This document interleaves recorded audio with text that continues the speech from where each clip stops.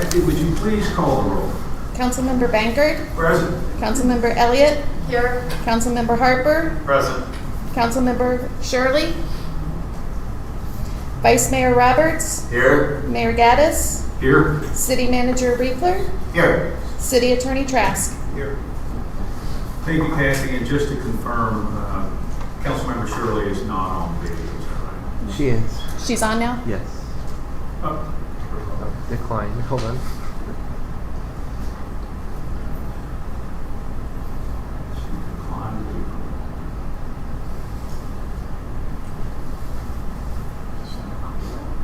It just keeps auto declining.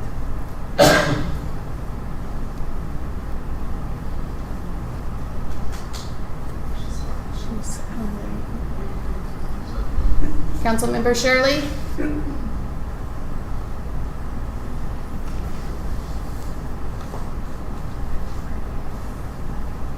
Okay, so what we're going to do is we're going to go ahead and approve the agenda. If you can, please work with Councilmember Shirley to see if we can get this technical problem cleared up. So our first order of business is approval of the agenda. Do I have a motion to approve the agenda? So moved. Motion is made by Vice Mayor Roberts. Do I have a second? Second. Second by Vice Mayor, Councilmember Harper. All in favor? On the question. Number 12 has no author to it. The resolution needs to have an author, someone from the council that put it on. I'll take ownership of that.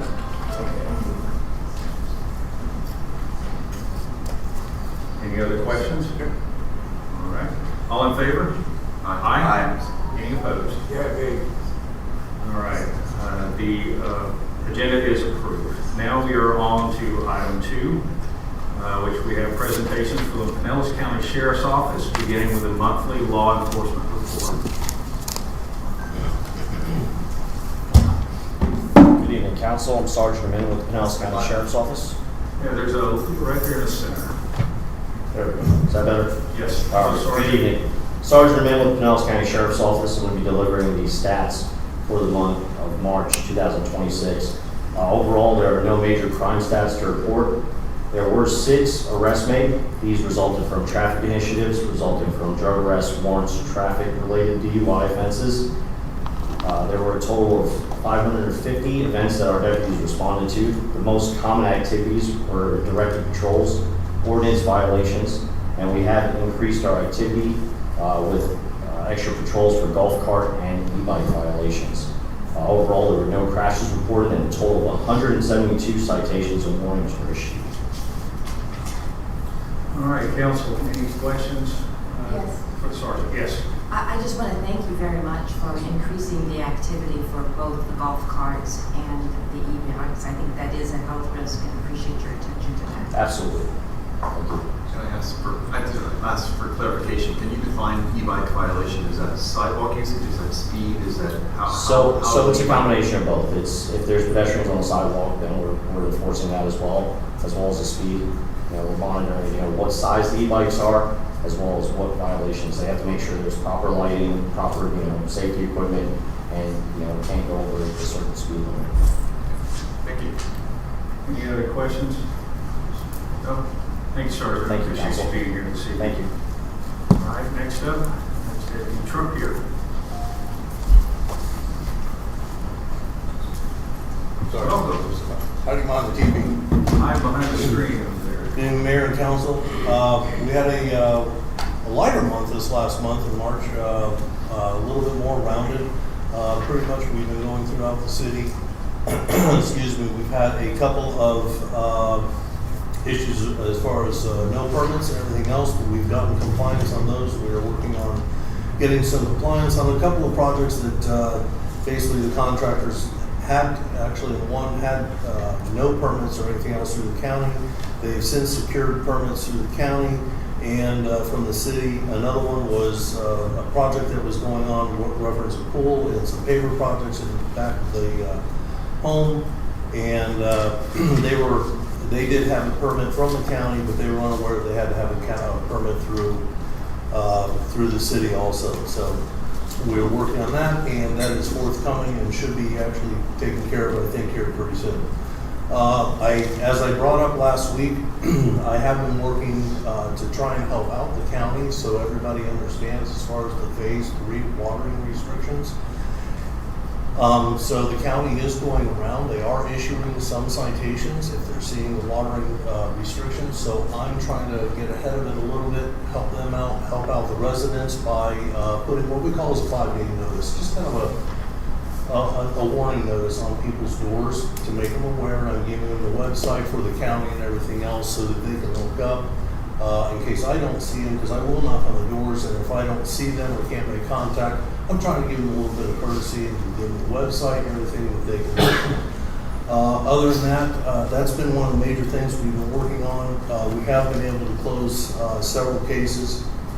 The other thing I was going to bring up is a reminder for everybody, we are starting to get into the growing season, which means the grass and weeds. We have a couple of issues on, they're usually vacant houses or vacant lots, and we're trying to control those and get those taken care of. A couple of houses with some dead tree work that we have been since able to, especially within this last week, get the majority of it taken care of. I've got another one that I actually just noticed today that they are finally working on. It's a vacant lot up in about the 2800 block of Gulf Boulevard with a large amount of pepper tree. I saw the guys out there today cutting it. I should be following up on that and being able to close that one, because we have that one actually going into a hearing this coming week. So that should be able to be closed out.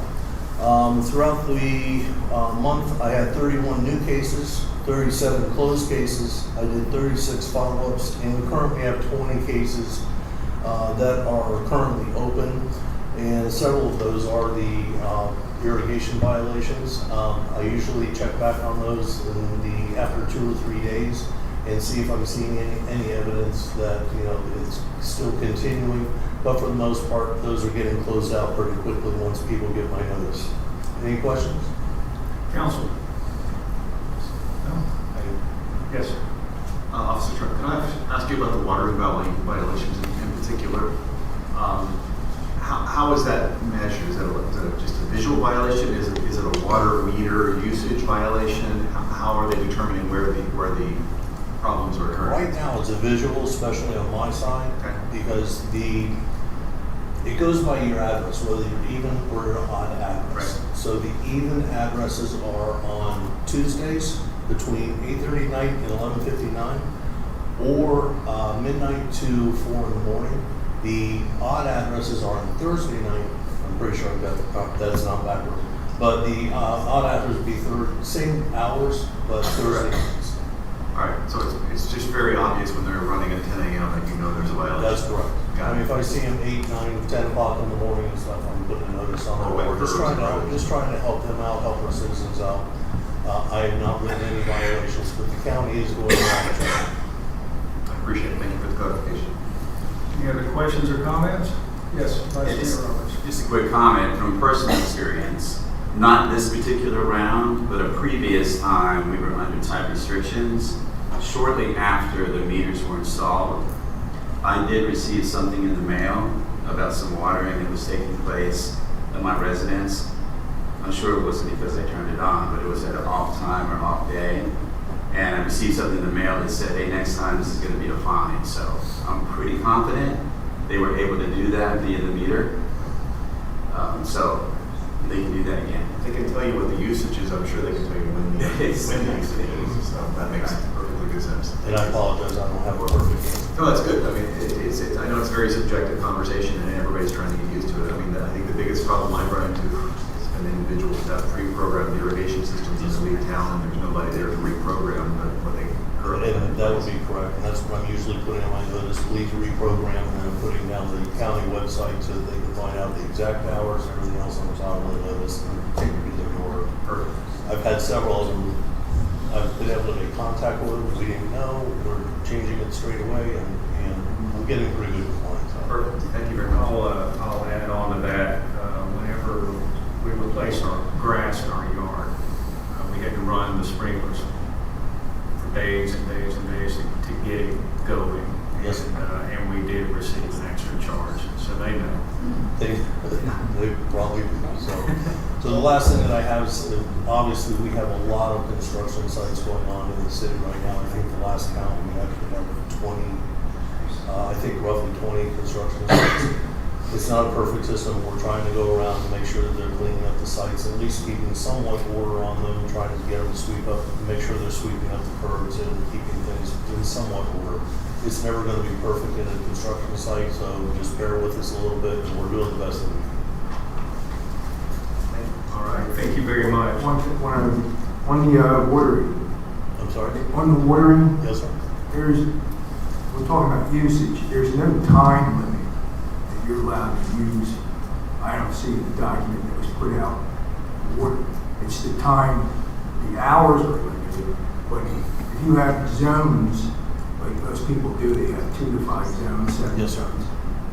There's no time limit per zone, is what I'm saying, as long as you're within that scope of hours. It just says you have 1 day a week and between the scope of those hours. I'm just saying, because rotary sprinklers need more time than, just the pop-ups, so. Okay. I don't have sprinklers. No, I'm just saying, because council says, they can tax you for usage. Yeah, they can get taxed for usage for everything. That'd be right. I put my wife out front with the hose. Thank you. Yes, sir. Thank you, Deputy Trump. Yes, sir. Appreciate it. All right, next we have a presentation from Pinellas Suncoast Fire and Rescue District with Chief Grimes. Before I give the floor to you, have we had any luck with Councilmember Shirley? We're still working on it, no luck. Is it possible that she could call in? I will try. I'll try and see if I can get a hold of her. All right, thank you. All right, take it away, Chief Grimes. Great, thank you, Mr. Mayor, council members. This month's report, I included the normal data that I've been trying to add month over month. This month we had 16 calls in Bel Air Beach, so that's a typical month. You can see the normal charts, but what I did just for just a little extra information, I included some new stuff, calls by month of the year. So you can see seasonal trends by going back to 2023. And the September that's an outlier there is because of the hurricane. So it's clearly an outlier. You can just sort of discount that for 2004's hurricanes. But also by hours of the day, if you're ever curious, when's the busiest time, it typically runs in any system about the same. During the daytime, in the afternoon is the busiest, and the 3 in the morning is the slowest. But it goes by a predictable curve. Days of the week, it's Friday, Saturday, Sunday, I guess, which we would expect because we get a lot more beach goers right on the weekends. This month I included for this month because sometimes people just see the number and they want to know sort of the context behind it. It says May 2025, it's actually the April data, but it's the May report. I've listed the type of calls or the nature of the calls. I stripped it of the address and the date to avoid any HIPAA violations or anybody being able to identify, hey, that was my neighbor, this is what was wrong with him. But it does show the 16 calls and then what type of call they were. There was only really one fire call, which was an elevator rescue, and there were several motor vehicle accidents. All the rest were medical calls. I always like to include a little bit of news on financial accountability. So the next slide is when I started, we had our mechanic retire. And so we used that opportunity to figure out if there's a more efficient way to do it. So we outsourced our maintenance. And so you can see this, it's huge. The impact is shocking that our vehicle maintenance went from, which was on high, almost 60,000 or 600,000 in a year, to it'll be about 100,000 this year. So much less, and our people report that the vehicles are actually more reliable and staying in service more. So it turned out to be quite a win, but we always like to show that we're good stewards to the taxpayer dollar. There we go. You're on speaker Okay. now, so if you just want to listen for right now. So we we've got community outreach this month, which is we're excited to do the hurricane program with y'all. And I'm going to be a speaker, and we're going to work together and have it. Through my other life, I was fortunate enough to respond to almost every hurricane since Hurricane Andrew. Certainly since Katrina, and have overhead pictures of all of those hurricanes. So I think I'm going to kick them off, kick the presentations off. But I don't think anybody will stay after they see my pictures. And then we've requested positions from the EMS authority, and I know you all know, but I really like for you to have the answers in case you're ever asked by a county official or whatever.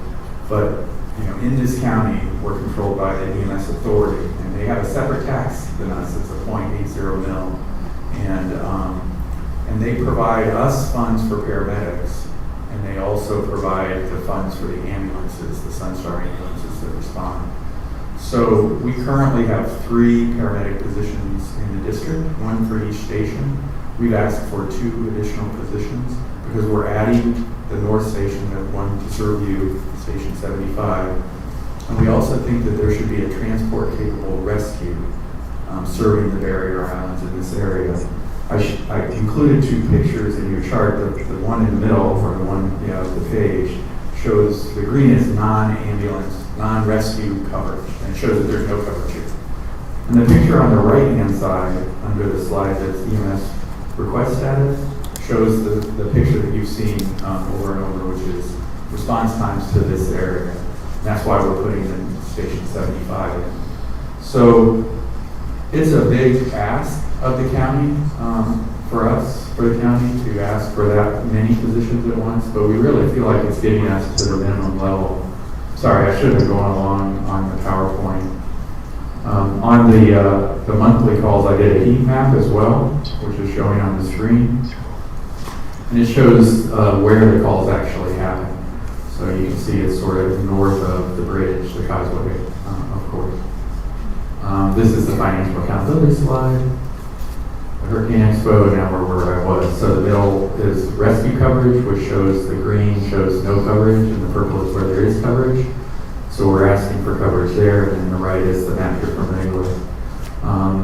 And it's a big lift from the county. Now this isn't in your printed presentation, but I did include this. This shows how much of your EMS funds you get back. So in other words, the 0.8 mil generates $4 million, $4 or $5 million. I have to put on my glasses if I'm going to read that. But at the bottom line is you get back about 50% of those dollars. And then the other 50% goes out, whether to support other services, county EMS department, it just goes into the greater system. So our request brings us to about 88% of your dollars. So it shows that we're still utilizing the dollars that are coming from this area, and up to 10% still contributing back to the greater system, the greater good of the system. So I just wanted you to be familiar, because somebody may ask, well, how much should we pay in EMS tax, and then how much are those paramedics costing us at the fire department? Somebody may ask you that question. Mayor Gaddis knows it all too well, like the back of his hand. Our capital projects, we've got 28 who's under construction. I'll show you a picture of that on the next slide. The Station 75, which is most relevant for you, is down at the Church of the Isles. We bought that house. I think I had pictures last presentation, but we bought this house. We've got permits. We're trying to, again, save taxpayer dollars and contract it ourselves. And then we've hired a contractor for those things that we can't do. So it's sort of a hybrid model, but we're applying for the permits ourselves. We're going to make that the residence for the firefighters, and we're going to put a structure for the fire trucks. It'll save about $7 million of taxpayer money, because if we actually had to build a residence for the firefighters, with the codes these days about fire stations and everything else, it's $1,000 a square foot. And we're going to be able to do this for much less than that. That's Station 75, so that's the one up here that is closest, or will be the closest to you. It will go into service October 1st. Whether we're operating out of RVs or the house, we're going into service October 1st is what I told my people. Our main station is still subject to remodeling. The south project is the Tiki Gardens we've talked about. You all gave us, were gracious enough to add to your letter of support for the Tiki Gardens property. The county actually, I have on my next slide or one of my next slides where they've given us a letter saying, we're clear to proceed with that project. We just have to overcome a couple things to make sure we can build on that property in relation to new stormwater requirements.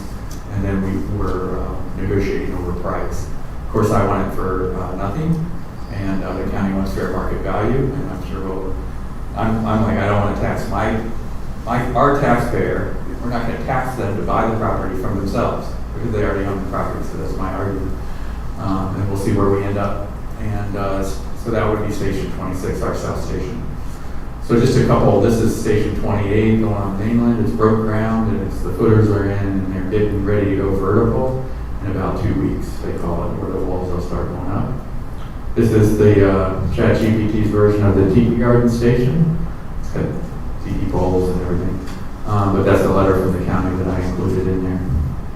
And that is the end of my presentation. If you have any questions. All right, thank you. Any questions or comments for Chief Grimes? Yes, Joe.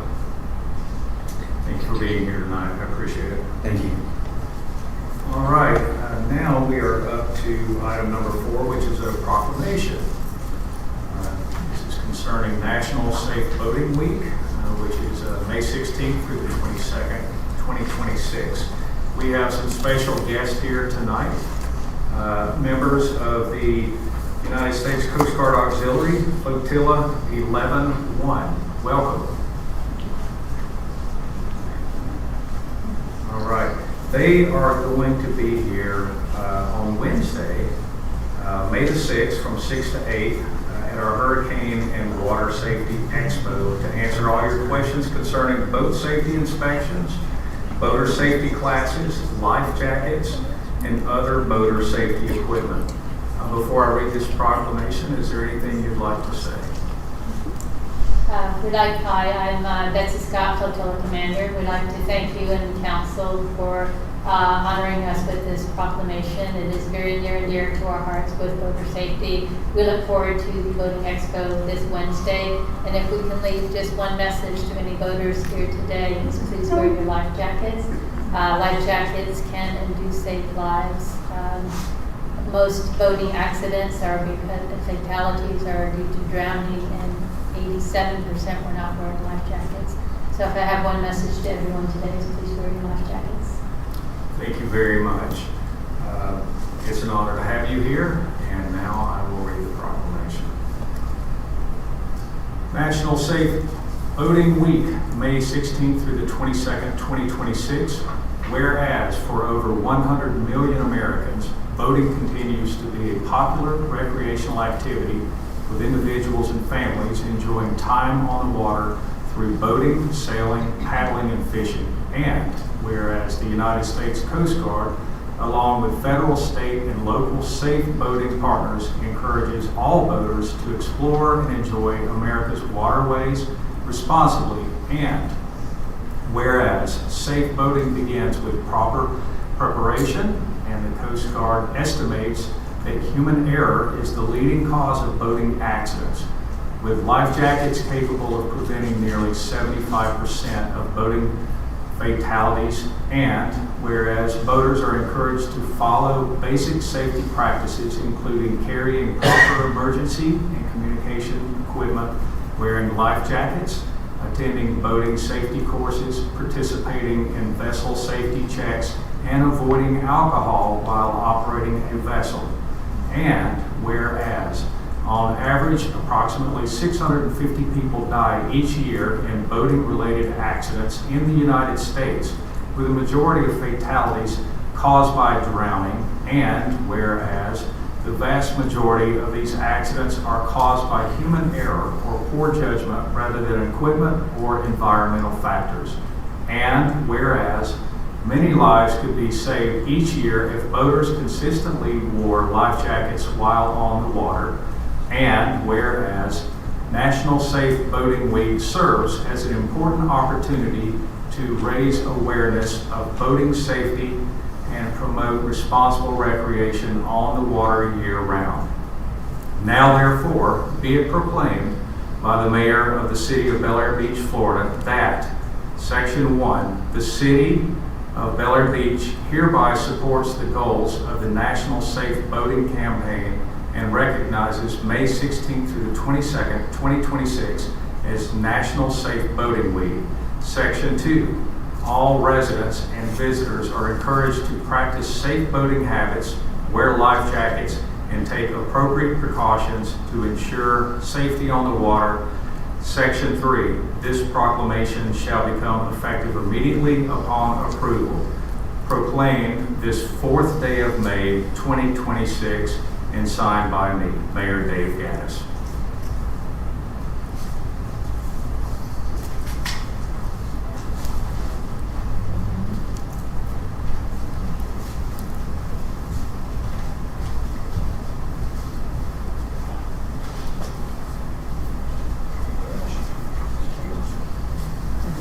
Thank you.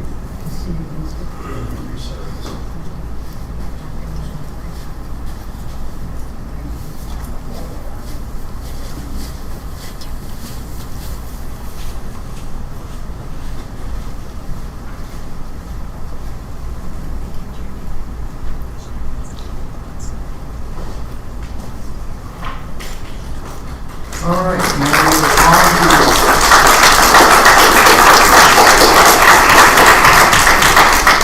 on to item number 5, which is the city attorney report. Take it away, Mr. Trask. Thank you, Mr. Mayor. I just have one thing I want to report. The city has been served with a lawsuit by a plaintiff claiming an injury has occurred as a result of a fall on the property located near 2450 Gulf Boulevard. The fall actually occurred a little over 4 years ago. The city was just served with the lawsuit recently. I want to let you know that the insurance carrier has appointed defense counsel, and the defense counsel will, of course, be defending this lawsuit. If you have any questions about the specifics, as we know that right now, please give me an email, a shout out through an email or a phone call, and I'll give you a little bit more information based upon the information I have right now. That's all I have. All right. Any questions for the city attorney? Any comments or questions? All right. Thank you very much, Tom. Now we're up to number 6, which is the city manager report. Take it away, Kyle. Thank you, Mayor. This is 1001 Cedar Drive. I mentioned in the last meeting after we found out the plans for the Suncoast Fire Department that I plan on getting more demolition quotes for the damaged house at the 1001 Cedar. I have that as an agenda item tonight. May 1 was the deadline to get the Senate Bill 180 post-storm permitting guide webpage active. We published it last week, and it's linked directly to our regular permitting page, which is front and center on the website, and it's also under departments, the city manager. We'll be updating that as we go. It's something we've been having meetings with the county and the other participating cities that work closely with the county building department, and it's something we're going to continue to update and just evolve to be the best guide for our residents. Again, the chief mentioned the Wednesday night is our Hurricane Preparedness Expo. We have a good group. We're going to keep people moving to get through all our speakers, but looking forward to that, getting new information, updated information to our residents. I want to say the sand escarpment grading project that we did early in the morning in mid-April went tremendously well. Aaron Glanz and Grady Wright, the community service administrator and the lead crew worker, got out there early on rented equipment and graded it out to pass the county standards for the permit. So I was happy to hear that successful. The fence replacement that where we had the deterioration by the motel, most of that fence has been replaced. They ran short on some materials, so they're going to come back out and finish the last section that's damaged. I got with the Pinellas County Traffic Division about 3 concerns. One of them was the speed zone on Causeway Boulevard and Golf Boulevard. They need to do some research into how that zone was established. I've given the information that I found inside the city, and Tom Washburn is going to get with me, and I believe one of his lead guys to schedule a meeting here. Once they've done some research on that and also priced out the advanced crosswalk signals that we're looking into. One other thing that's related to the crosswalk signals is I think it would be wise to have the Gulf Sheriff come in as well to describe these zones and how they're enforced, so that the public has an understanding of the enforcement of that. We did not get through our work session in April, so I propose to get the work done rescheduled next week. So hopefully we can do 2 work sessions in the month of May. If we can reach out, Kathy can feel out next week on poll the council on who's available which day, and hopefully we can schedule that. Again, the bridge and the undergrounding ongoing. But back to preparedness for hurricane, I have been speaking with Forerunner. It's a software company that has, it's a blue sky and a disaster platform for floodplain management. The county has signed on with this platform. They're going to design for the future when we were dealing with the estimator tool that FEMA provided, which was kind of an Excel-based tool that was very slow to run. What this software the county is developing is going to be an estimating tool that's pre-set up for this area that directly interfaces with the Acela building platform and benefits to us. We can test it off with a 4-month bridge license, which is at the $2,500, and an annual price that we locked in for 3 years at $7,500 annual licensing fee. But again, a built-in tool, working directly interfacing with Pinellas County software. It's got some blue sky capabilities that we can build in our elevation certificates, and also because our permitting program is more of a pre-screening and not an entire review process, we're looking into using this for our permitting as well. Again, I would like the price would be a 4-month license, $2,500. If again, it's, we have money in our budget to test this software, but I just wanted to keep council informed that I plan on purchasing this bridge license unless there's any objection, and then writing in this license to budget out for the next 2 years. And that is everything. All right, thank you, Mr. Reefer. Any questions or comments for the city manager? Have you heard anything about the 4-inch pipe? I have not.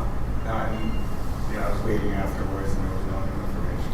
Okay, so, that really wasn't part of the deal, was that we were allowing them to store materials on our lot, our marina lot, but they're nowhere to be found. So is it truly a shortage, or are they working somewhere else? That's what I'm wondering about.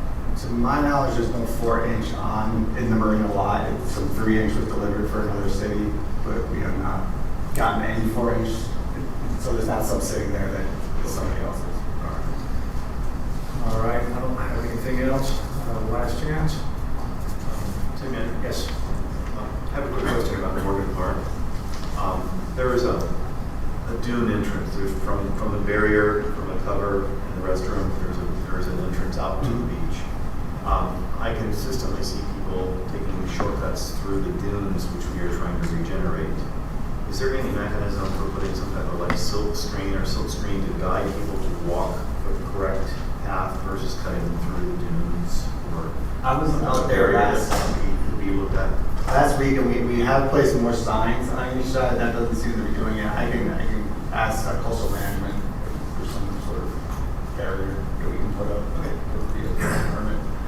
I did order a MobiMat because we did test run one of the normal, I think it's about 3.5 feet to get over the dune at the motel, but I've been getting a lot of people telling me they're having trouble getting out past the dune area when they go to the Morgan Park. So I got a wider one where you get a lot of use there, and hopefully that kind of keeps them on a path as well to get through that area. That's a good idea. Thank you. Any other questions or comments for the city manager? No? All right, now we'll move on to the city clerk report. Hello, Kathy. Hi. So pretty typical month. The council meetings, work session, worked on minutes, processed record request, and updated the city website and also the constant contacts that went out. Attended the Big C meeting, which was in Madeira Beach, where Mayor Gaddis was sworn in as president.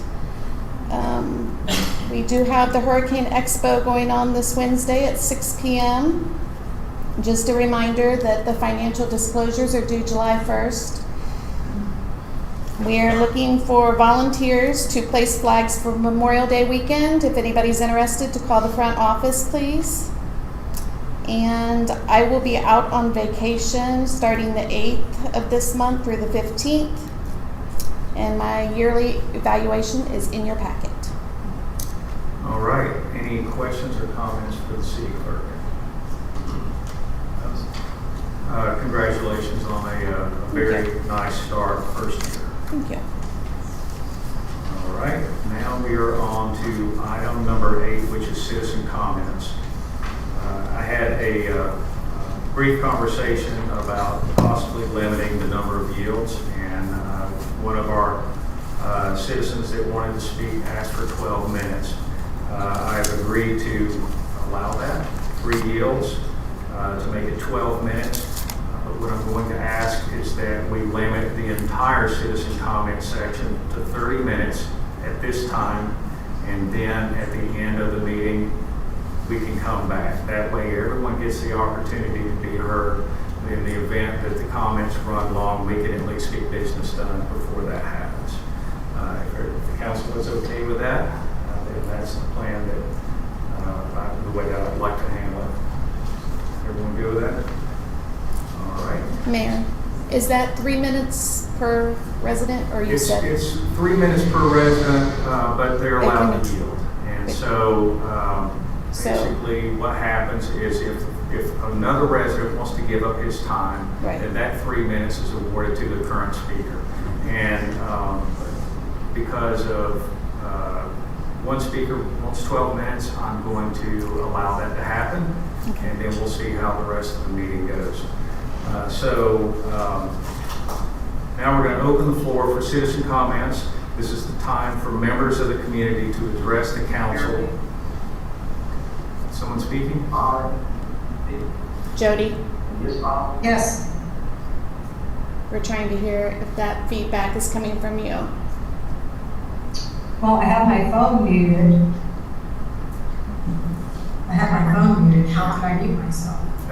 You're okay now? I think we're okay. Can you hear me now? Yes, we can hear you. Can you hear us?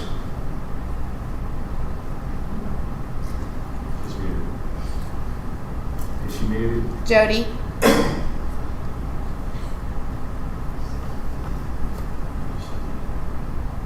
She's not muted, so she should be able to. All right, well, we're going to keep moving with citizen comments. This is the time for members of the community to address the council on any matter that is not currently listed on the formal agenda. So if you see it on an agenda item, please hold your comments on that topic until we actually get to that agenda item. When I call on you, please approach the podium, state your name, and provide your address for the record.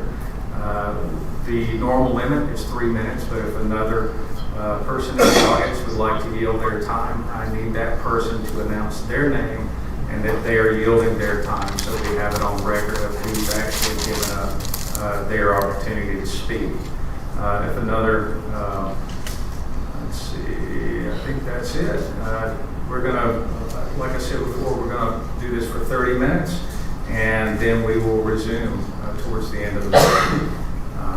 Who would like to speak? I'll call on Joe Manzo.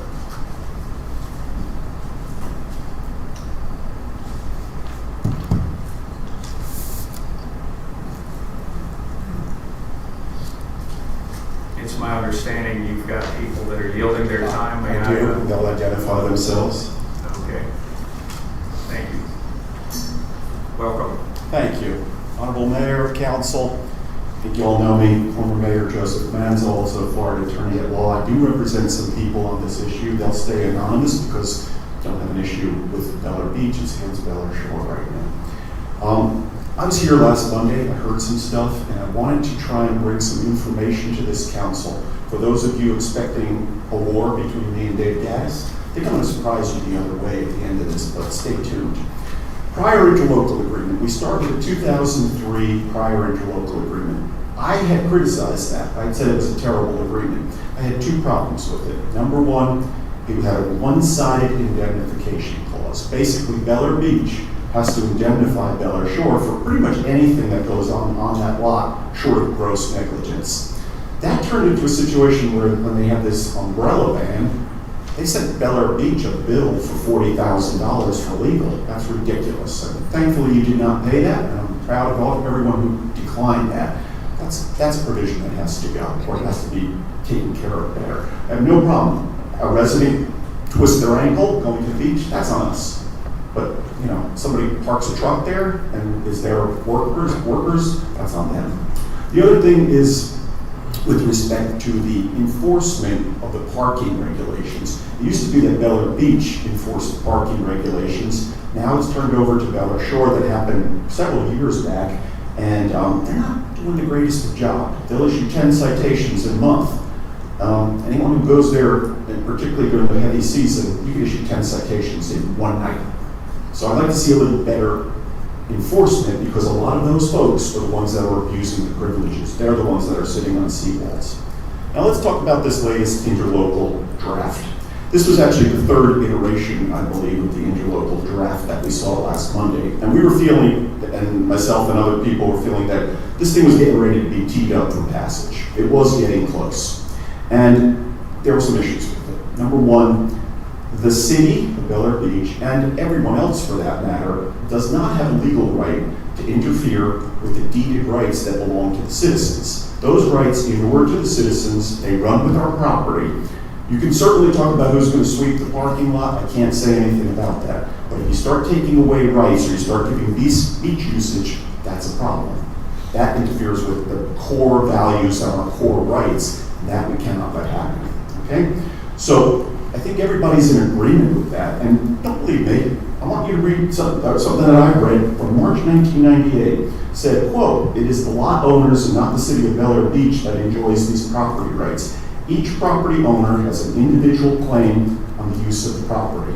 Does that sound familiar to anyone here?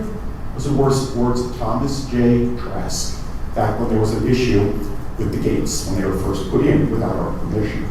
The interlocal agreement can't modify deeds. The deed is a deed, and they would actually need everybody on this side of the street to agree to modify the deeds. Don't even bother calling me. I'm not going to modify the deeds and give away my beach rights. It's not happening. I'm not selling them out for any amount of money. Last time we heard about some savings that might be happening with maintenance and stuff like that. I too am a little skeptical of this, because all of a sudden we have a city that doesn't like to spend money, Bel Air Shore. Now they want to do everything. I don't know what's up. I think it bears looking into. But there's a couple things that didn't get mentioned last time. One was paragraph 3 of the interlocal draft.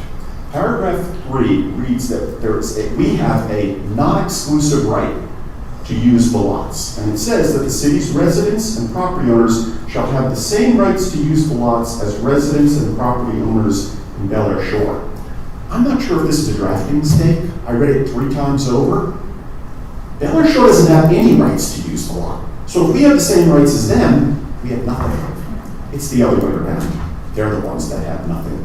And I'll refer back to that same memo from Thomas Trask and his partner, Mr. Hibbard, and they said that the deeds say that Bel Air Shore holds these lots for the benefit of the Bel Air Beach citizens, us who live on the east side of Gulf Boulevard. They hold them for our beach and bathing purposes, and no other reason other than they're entitled to manage the lots. If you step back and just think about this for a second, pretend you're Mr. Kirkeby and it's 1940 and you're developing this whole area. Why in the world would you give Bel Air Shore rights to use these lots when they already have beachfront lots? That's the reason why the Bel Air Beach condo people do not have rights to the lots technically, because they already have their own lot. We, on the other hand, who live from 1st to 22nd, we don't have a lot. We don't have a way of getting to the beach. I can see it from my window, but I can't get there. That's why we have those beach lots, and we can't give that away. And the same thing comes for parking. Exact same situation. It's not theirs. I know they're doing it. They shouldn't be doing it. And you know, I have to side with Mr. Banker on this one. If they were treating us nicely and not banning umbrellas and doing other crazy stuff, you know, I really wouldn't have much of a problem if a landscaper parked there. I'd rather they park there than not in Gulf Boulevard. But if you're going to treat us poorly, then you know what? It's our lots. Find a place to park the landscaping trucks. They have plenty of space, okay? Bel Air Shore holds those properties as trustees for us. And that goes back to their 1955 formation documents from the Florida Senate. I have that copy of those documents. They wouldn't put that in there if it wasn't that they were trustees. Trustees don't get to use it. They don't get to use the property and enjoy it. They keep it for others, and the others are us. So I totally disagree that they have any rights to use those properties. But I am willing to work with them if they work with us. Don't go getting us arrested because we step on the corner of your property. Okay? And we can get along well. The Bel Air Shore ordinance itself, their ordinance 30-57, specifically, I'm just going to paraphrase it because I know we want to try and save some time. That ordinance specifically says that to park in those lots, you have to have a beach decal, which will be issued by the Board of Governors or Commission, which is them, but they delegated to us now. And it's only to be used for the Bel Air Beach residents living east of the center line of Gulf Boulevard.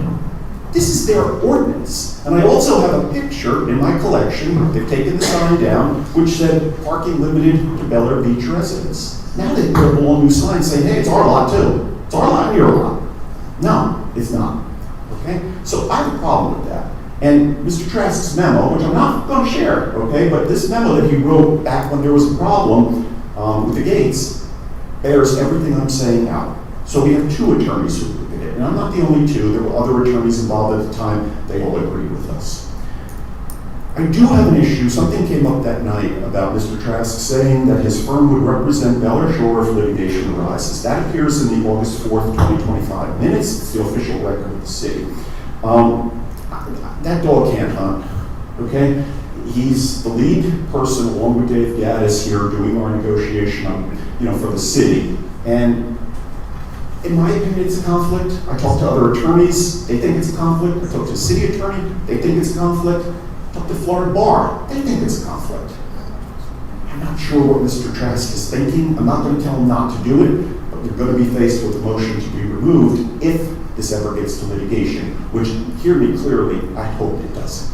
I don't want to do litigation. Okay? You know me, you know I'm suffering from cancer, I'm in deep remission right now. I don't want to spend this good time fighting a lawsuit. I really don't, but I will if I have to. The real issue, folks, is the ECL. Jody Shirley mentioned it last time, Dave Gaddis did too. We've done quite a bit of work, and I think I might be a little bit ahead of where the city is. They're trying to remove the ECL and replace it with what's called a mean high water mark. If any of you are following what's going on up in Walton County, it is a nightmare. People are being sued because they put a beach chair in what people perceive to be private property. One of the litigants is one of these guys on the Backstreet Boys. I never was into the Backstreet Boys, but this guy's got a lot of money. He's suing this poor lady. She's got a GoFundMe account. She's racked up $80,000 of legal, and she's being terrorized with this legal. That's coming here.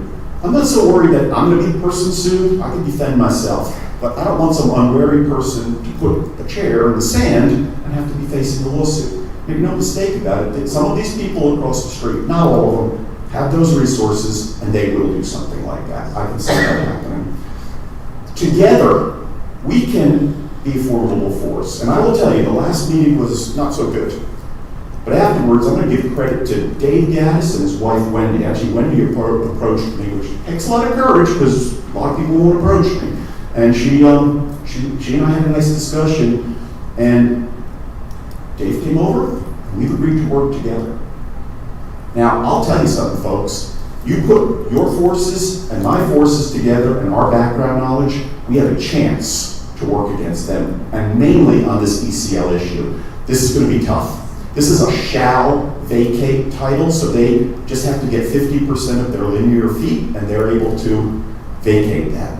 We can challenge it, I think, but we're going to have to join forces on this thing. We're fighting very wealthy people, and if that happens, they've already said we own from the wall, their seawall, to the ocean, to the water.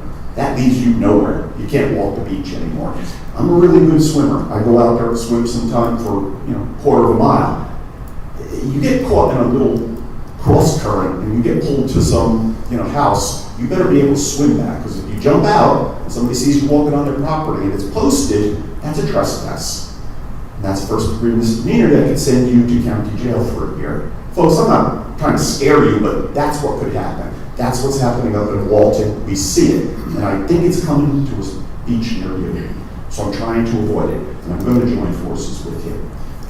Dave Gaddis and I and a couple other people are going to be meeting. We're going to try and work on this with this interlocal. I think we can work something out over here. But I'm not going to give away my beach rights. And I'm not going to do that for any of the people that I represent. And I don't think the city wants that.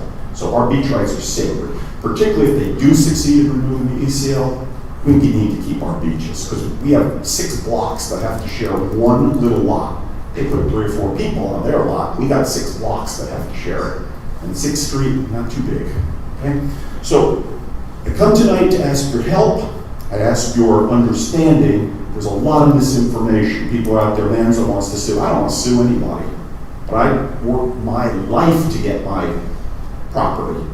No one's going to take away my beach rights. That's the whole reason I moved here, to walk to that beach. I know I can get in a car, but if I want to get in a car, I'd be living in Bel Air right now. I chose this city for that very reason. I think a lot of other people do too. So I'm willing to work with everybody. I'm looking forward to it. And I think together we have a chance, because let me tell you something. I go to their meetings every month, and I urge you to come, because what they say about us and the way they act about us, they're not our wonderful neighbors. Sometimes you just get bad neighbors. And I think we have some bad neighbors. We have a history with them. So, beach umbrella bans, gates, lockouts, throwing Frank's granddaughter into the sun, while that same day, Steve Bloom, their mayor, was drinking a beer under a tent in a glass bottle. 3 violations in one shot. We got pictures of it. So these are not our wonderful friends. We're totally fine with being friends with them. They should act like friends. I don't think it's the Bel Air Beach people that are causing the problems there. And I've always said, you tell me who the Bel Air Beach person is, and I will not represent that person, and I will not defend that person. It's a privilege to be on those beaches. So act like a guest. But I don't think it's us. I think it's a lot of people from the outside. All right. Thank you. I'm going to have to stop you. Thank you very much. Thank you. All right.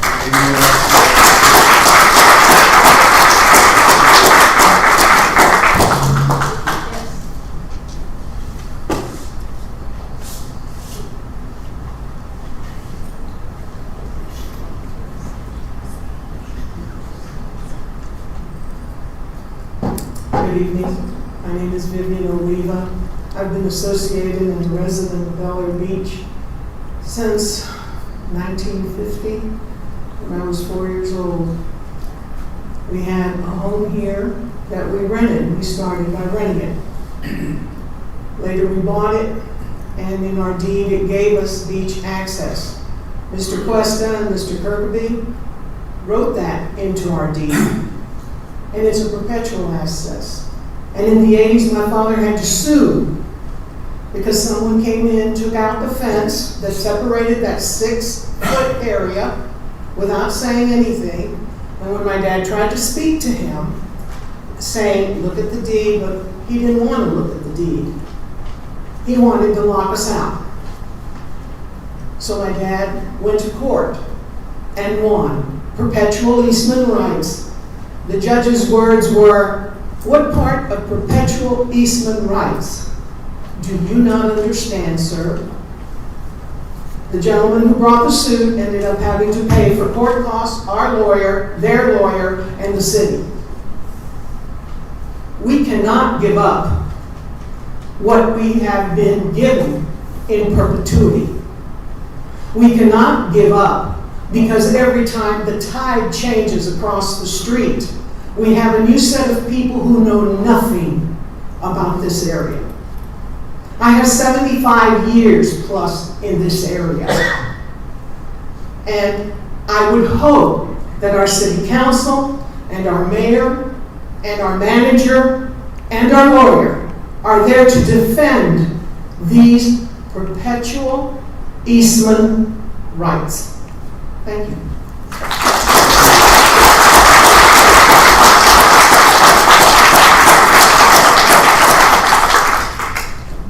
Yes. Me? I believe it was, I believe it was Kathleen. I practiced this for 3 minutes, everybody.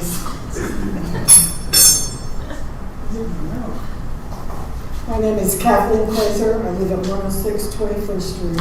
Good evening, fellow residents, City Council, and Mayor. Tonight I would like to address you utilizing the lesser magistrate doctrine. I am a lesser magistrate. Although I could go through a list of facts, I believe it would be easier to tell you a short story. It's my story, and it starts years ago when I became aware that things are not always the way they appear, and that there are people that don't want us to be free or execute our free will. The week before Hurricane Helene in 2024, I was listening to my favorite weatherman, Dave Osterberg, from Good Morning Tampa Bay. He was watching a severe storm forming off the coast of Cancun, and with great surprise said that he had never seen lightning inside a forming hurricane. I immediately perked up because I had already been educated concerning global climate engineering and knew that the way hurricanes were formed by man was through EMP, lasers, and radar. I watched this hurricane with great trepidation all the way into and across the Gulf of America. And when it was certain that we were going to be targeted, I looked at the tides. High tide was going to be prior to midnight, so I knew we would be hit then. That got me thinking about what was going on locally. We had just had a huge dump of sand from the Orlando area.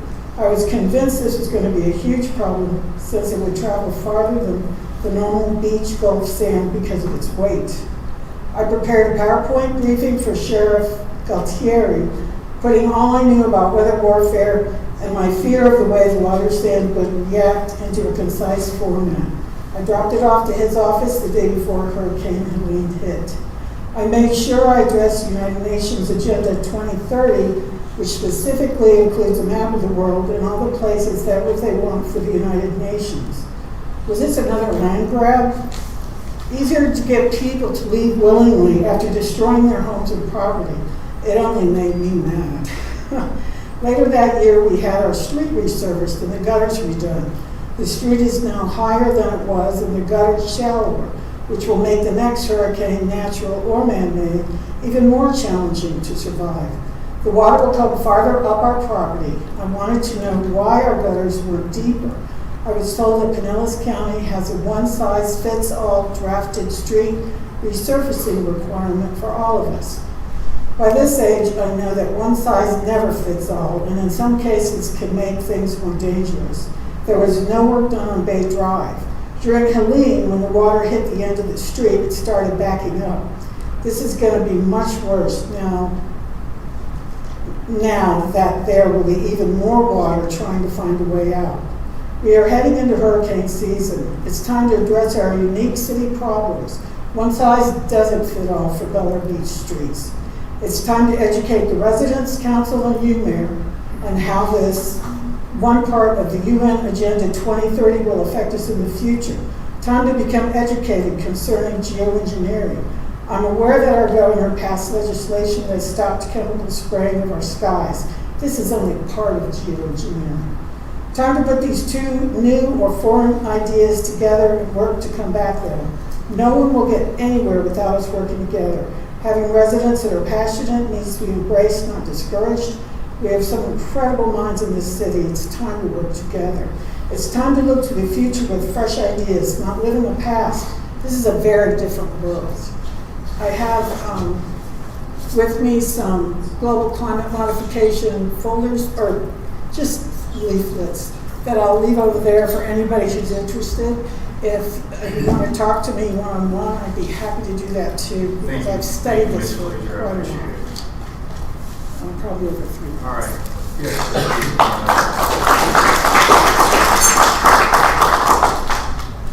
Good evening, Council. I've got about 3 minutes. I want to talk on your agenda censorship proposal. Can we please have your name and address? Martin Leventon, 4th Street, Bel Air Beach. In another 3 minutes, I want to talk a little bit about the ECL, and the gentleman over there has yielded 3 minutes to me. So I should be able to do this. What is his name? Ryan Robinson. Ryan Robinson. Yeah, Mr. Robinson's been very kind. Let's go the other way around, the ECL. Wait, hold on. What's the topic again? 2 topics, the ECL and a little bit about the censorship proposal. On the censorship, you'll have to come back. You'll have to come back during that agenda item. All right, fine. Let's talk about the ECL. SB 1622 passed by Governor DeSantis. Very short bill. It's only about a page and a half. Basically, it streamlines the ability of municipalities to give customary use to dry sand for residents. It's based on the Tonorama case, Florida Supreme Court, 1974. With all due respect, though, you folks, ladies, gentlemen, are sleeping at the switch. Bel Air Shore is trying to flip the script. They're trying to streamline regulations, whatever they do, to limit us with regard to our access. On the other hand, local municipalities can promulgate ordinances to give their residents access to dry sand. The problem is you can't, because, excuse me, they're there and we're here. We don't own their beach. We have no ability to promulgate anything with regard to their beach, only our beach. However, okay, when it talks about municipalities, okay, you've got the county of Pinellas over there. So the county theoretically should be able to promulgate regulations to streamline us to go through their dry sand if we need to access the wet sand. I've tried to speak to the commissioners over there. Councilman Banneker tried to speak to them over there. Let's get in touch with them. You folks need to either invite them or go over there. Let's start joining forces not only with what Council Manson talked about, let's join forces with them. They're a powerhouse, one of the largest counties in Florida. Let's get them on our side. That's what's happening in Walton County. That particular county has council, and council is battling the homeowners with regard to the same issue. The other thing I want to talk about, and this is personal again, if you're worried about the ECL and whether you're trespassing over there, okay, Bel Air Shore has their boundaries. You can Google Bel Air Shore boundaries, and I'm sure you folks have seen this map here with the various configurations for the ECL. Basically, it's 100 feet at the Story property. It goes down to 0 at 19th Street. My concern is that if you want to set up a beach chair and you're seaward of the ECL, so for example, at 6th Street, it's about 30 to 35 feet.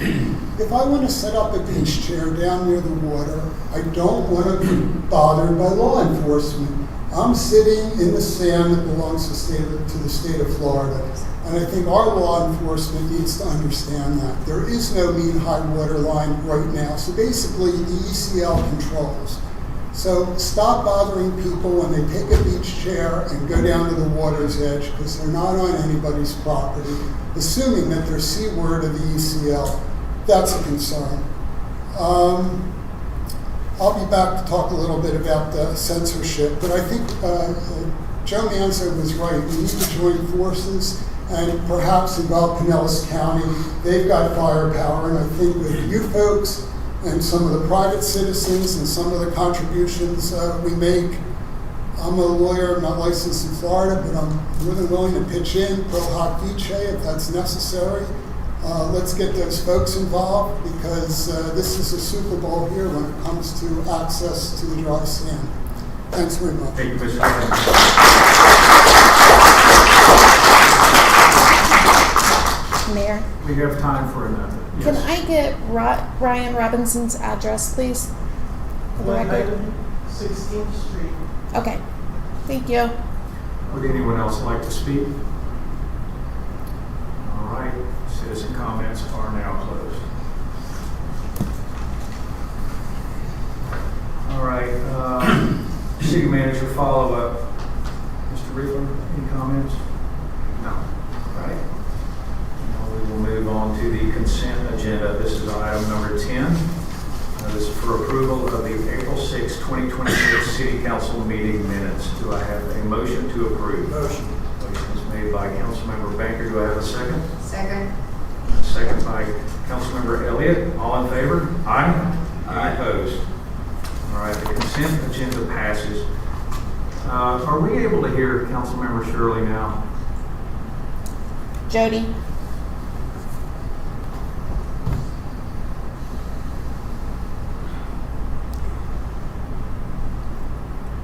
Councilmember Shirley?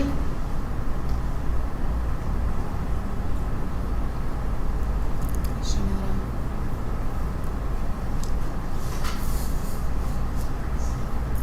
Councilmember Shirley, can you hear us?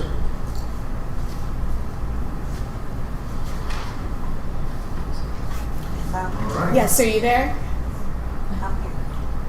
She's there. Okay. Can you hear us okay? I can hear you now. Yeah, I haven't been able. Yes. Can you hear me? Yes. All right. Thank you very much.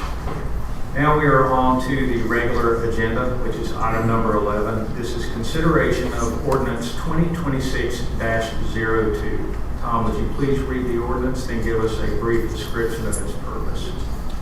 Thank you, Mayor. This is ordinance 2026-02, an ordinance of the City of Valor Beach, Florida, repealing Division 1 of Article 6 of Chapter 2 of the City Code and creating a new Division 1 of Article 6 of Chapter 2 of the City Code concerning procurement, making related findings, providing for codification, severability, and an effective date.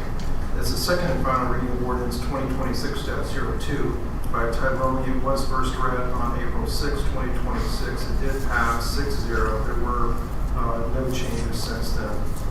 Brief description of this. This is a complete rewrite of the city's procurement code based upon a work session that took place with my partner, Rob Eschenfelder, who is the expert in this field, and he has proposed a complete rewrite of the procurement code.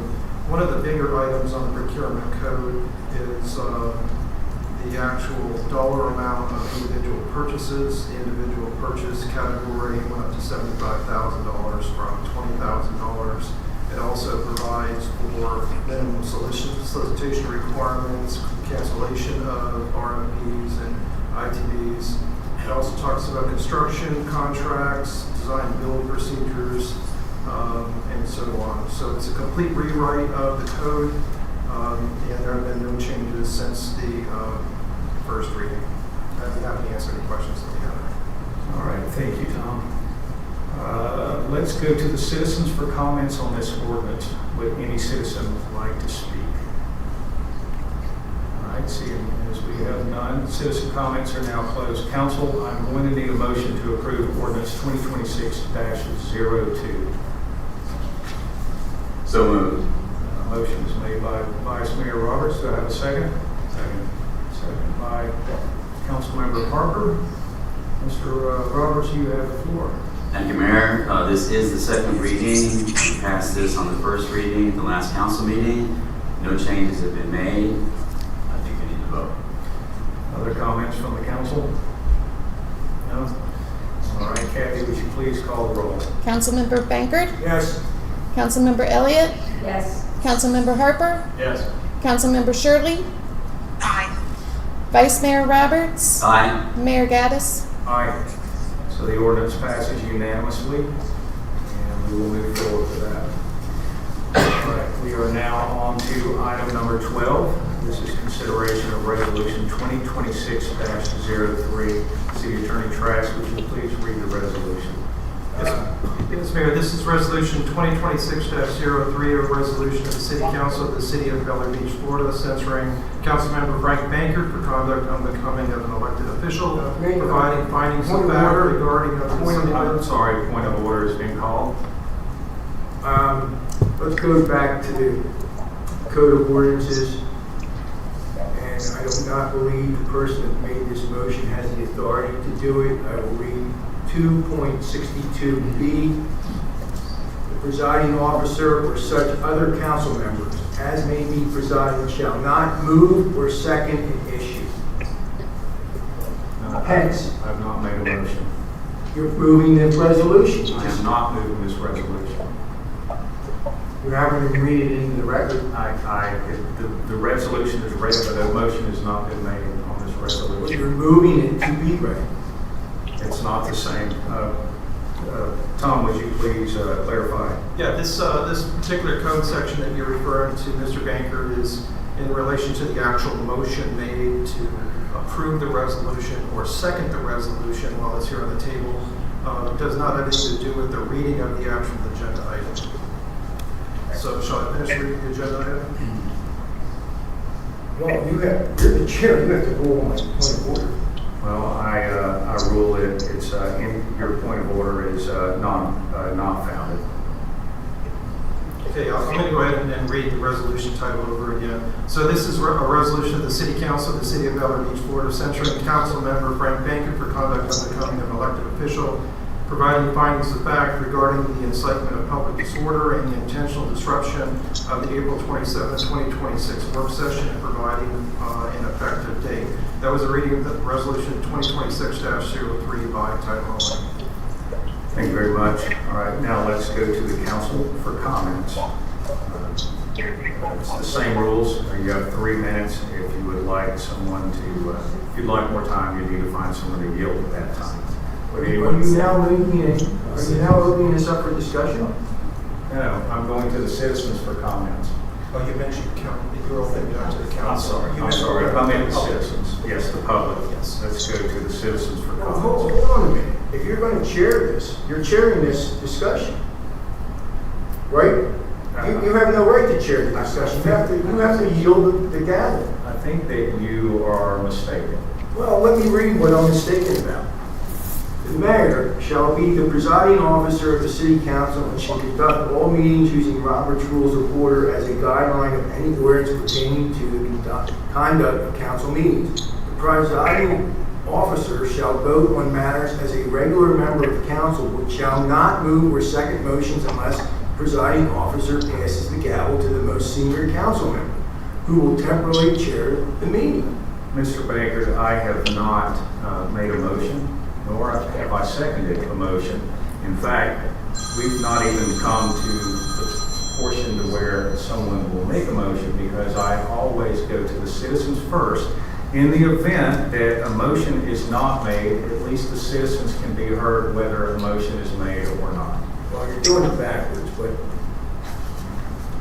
And the reason why I do that is because I give these citizens the opportunity to speak. If the motion fails, they are not heard. That's why I switched it around years ago. Now, would any citizen like to comment on this resolution? Please raise your hand and come forward.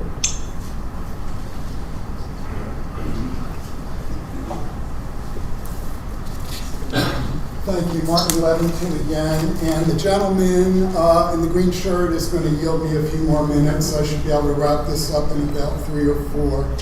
I'm asking council to withdraw. Excuse me, 1 second. He can yield his time again because it's a. Do I need the name of who he's yielding to? Yes. John Morgan.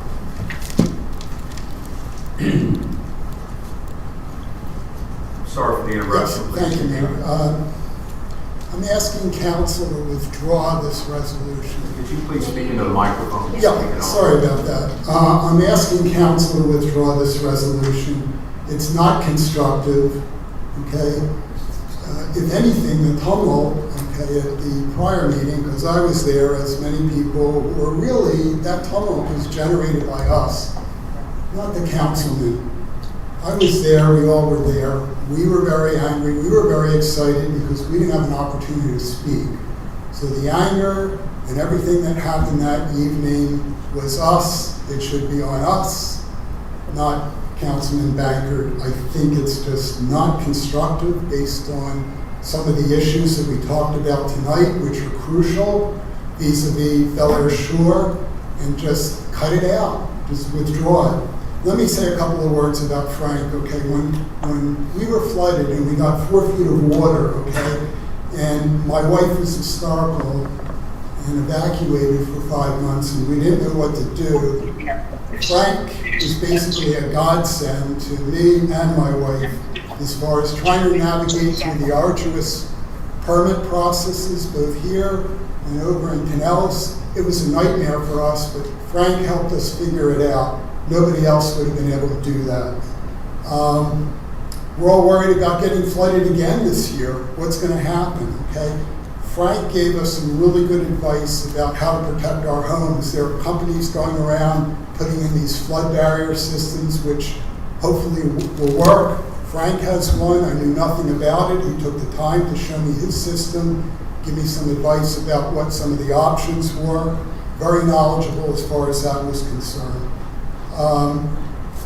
He's advocated for families that have been unreasonably and unnecessarily hassled over on the beach for doing nothing more than walking through a parking lot.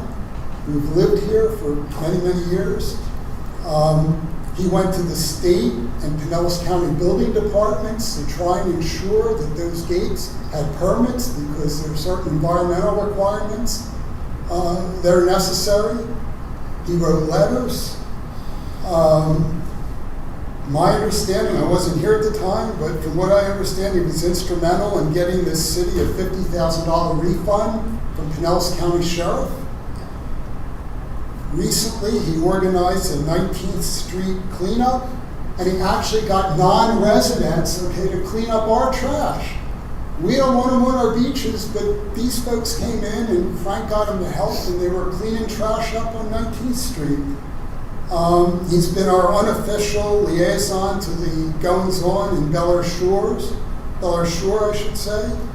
He's an expert on beach renourishment. He's gone to all those meetings. He's very knowledgeable in construction matters. And Frank's motto is, if you have a problem, Frank says, just knock on my door. Those are the kind of people we need on city council. This is nonsensical, this resolution, and I really would implore you, if you want to keep the peace in this neighborhood, in this city, to withdraw the resolution. Thanks very much.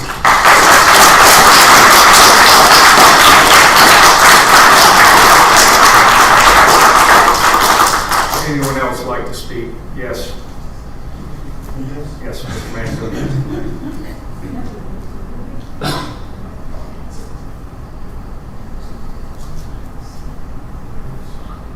I have a yield from Barry Gray, 3 minutes. Okay, we're good. Just Banzo again. Good evening, everyone. I know I have to address my comments to council. Mr. Mayor, withdraw this and withdraw it immediately. Okay?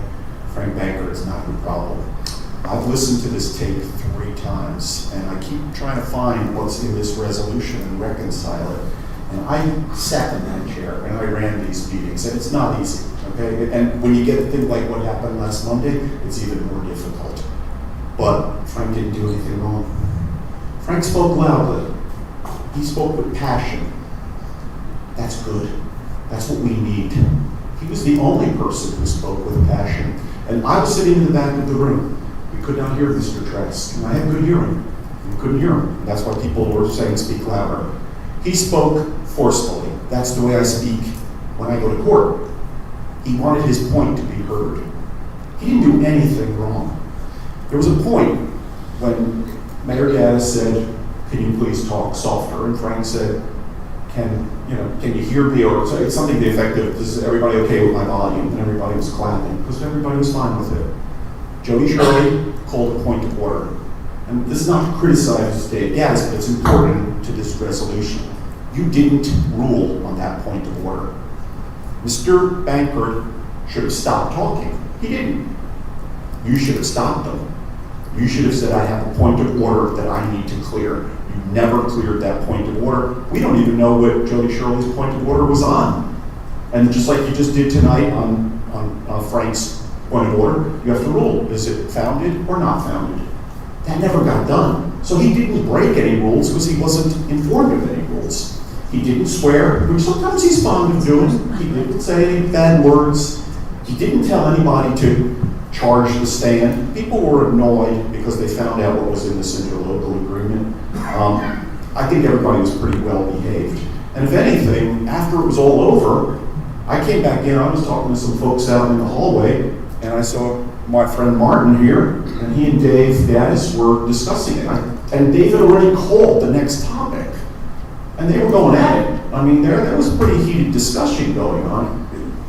You kind of lost control of this meeting, okay? And I think you should pride yourself on being cool. You were going back and forth with Frank, that's against the rules, both of you, okay? You were cross-talking, and that's prohibited. And I used to stop that kind of stuff. But it's, you know, you're both debating, so you both got into it. And it was good, and it was constructive. But you both broke the rules. Nothing that comes up with a censure. I don't think this is warranted. Frank is a warrior for the citizens of Bel Air Beach. And this is a guy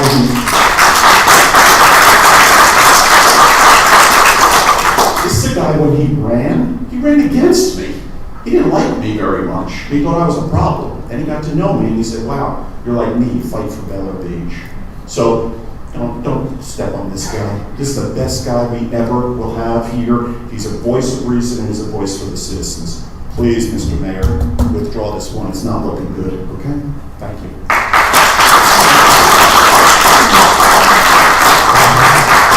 Anyone else like to speak? Yes. Yes, sir. In the middle there.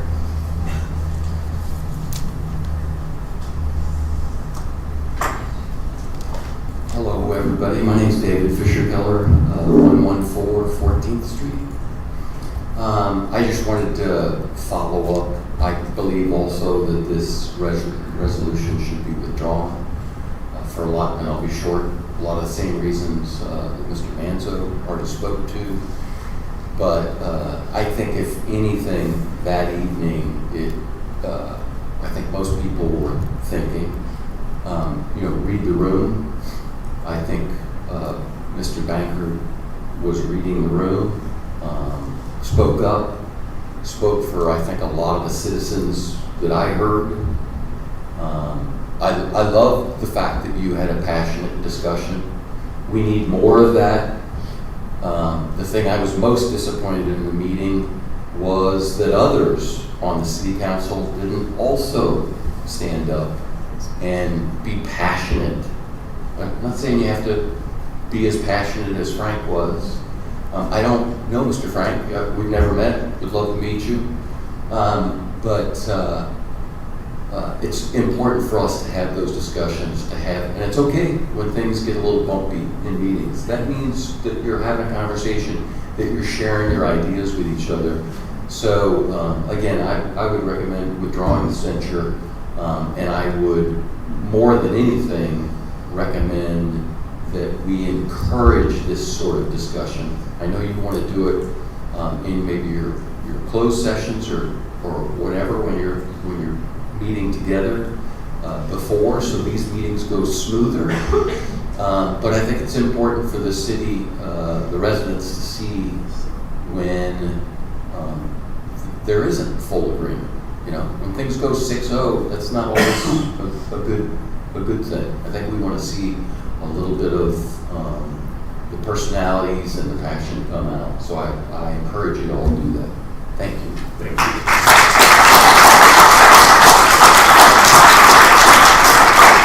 Ms. Mall.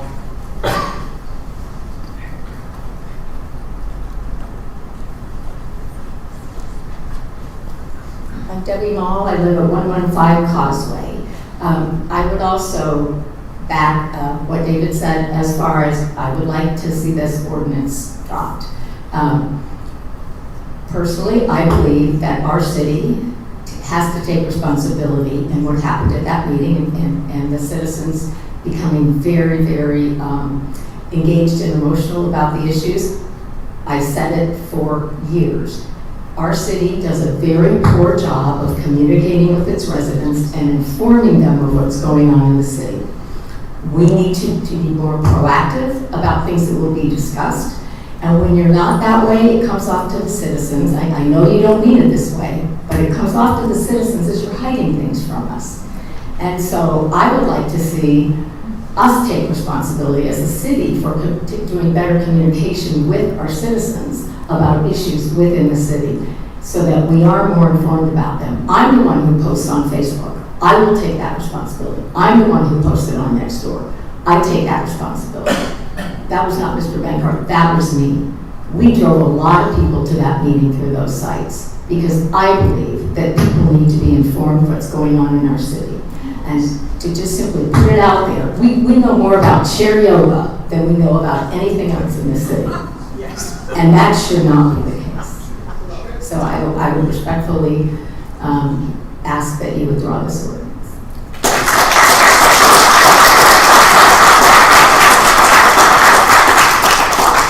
Would anyone else like to speak? Yes, Mr. Mull.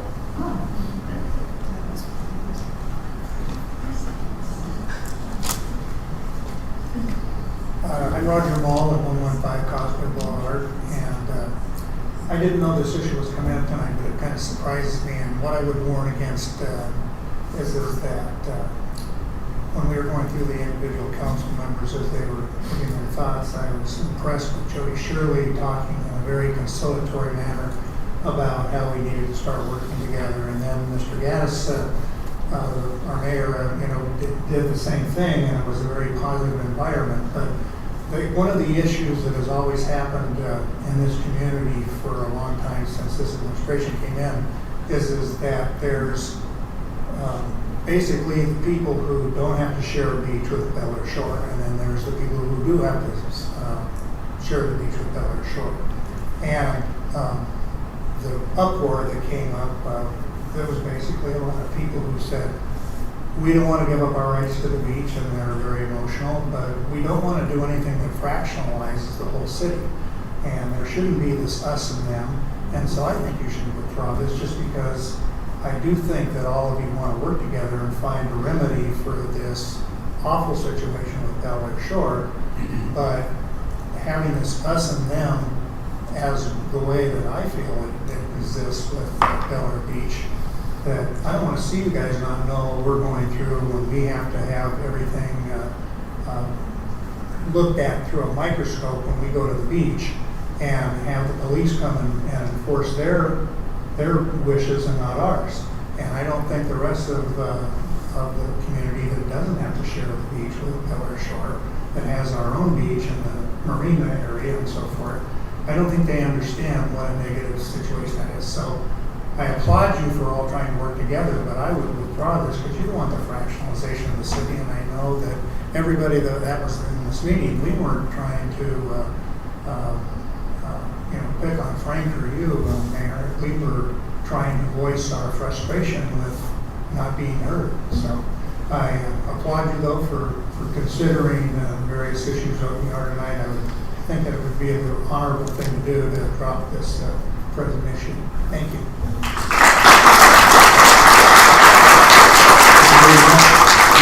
Any other speakers? Yes, please come forward.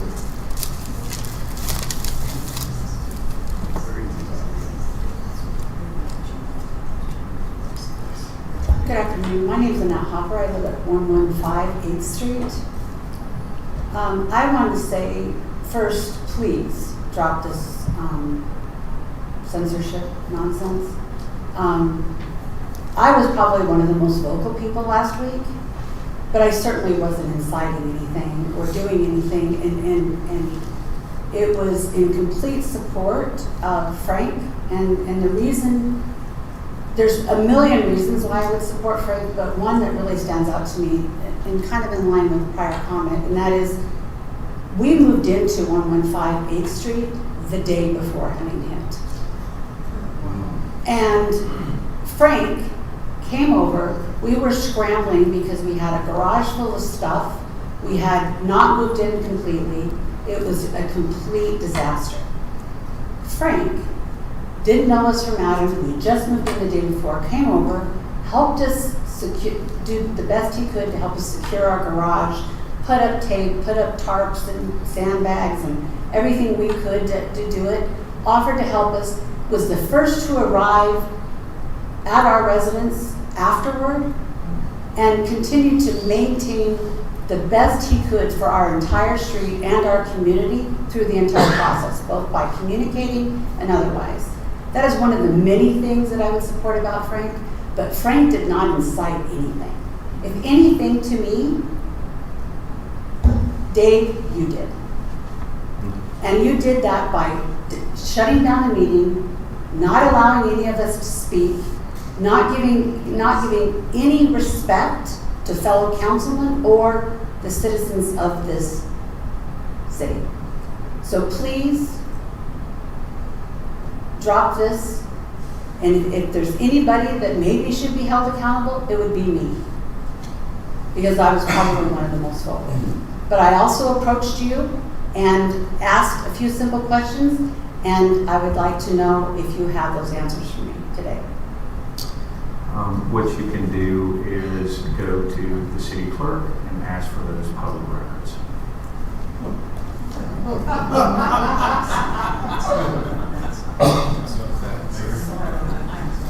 Anyone else like to speak?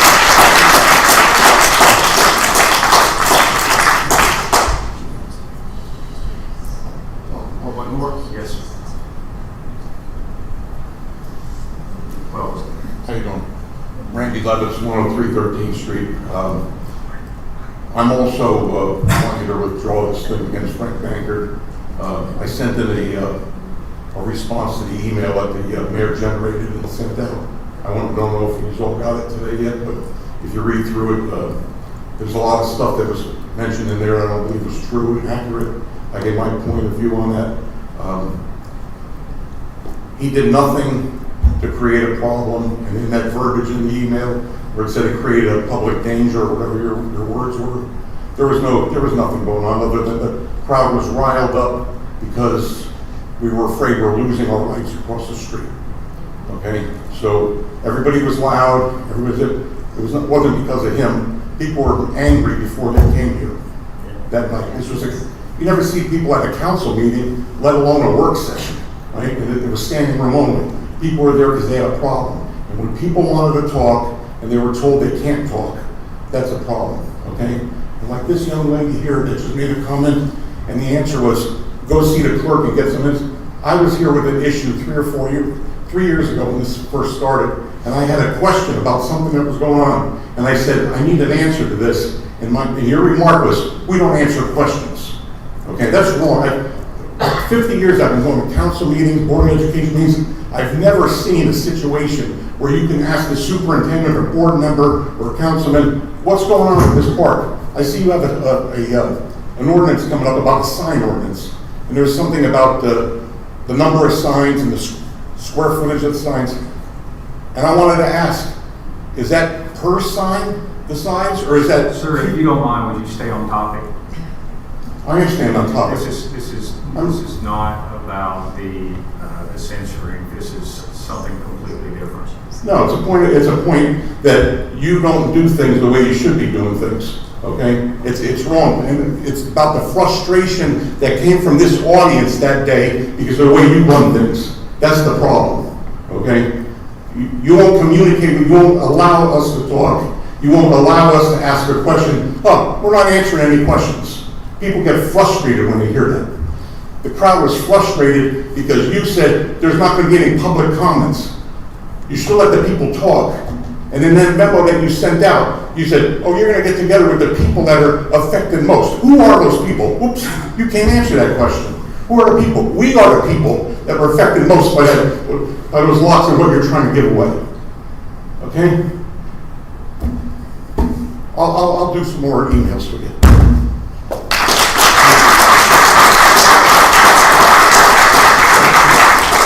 Anybody that would like to speak?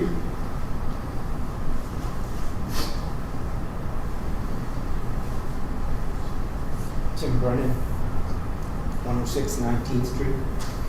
I was at the meeting last Monday, and My perception during that meeting was that the citizens incited Frank. And Frank got passionate, and then we took it to another level. And I'm very happy that that happened, because we need to be very vocal so that you know how we all feel in the direction we want to go. I do feel that we ignored your gavel during that meeting, and so for the citizens, I would apologize for that.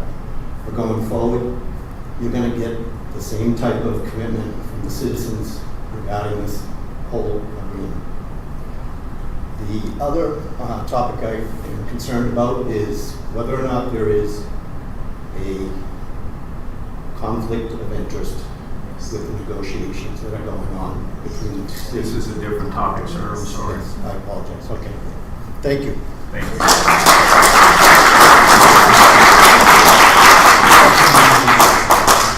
Any others? All right, citizen comments are now closed. All right, council, I'm going to need a motion to approve resolution 2026-03. Would anyone like to make a motion? So moved. Motion is made by Vice Mayor Roberts. Do I have a second?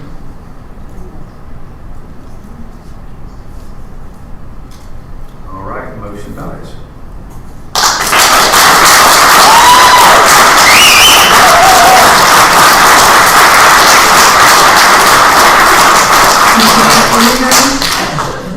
Go ahead. Sorry. Jody. I'm sorry.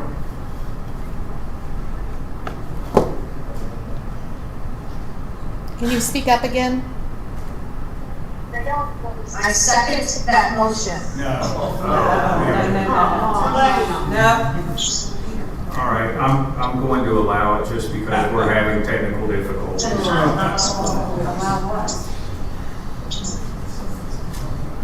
All right, so the motion is made by Vice Mayor Roberts. Vice Mayor, you have the floor. Thank you, Mayor. Oh, wait a minute. You have to relinquish the chair now.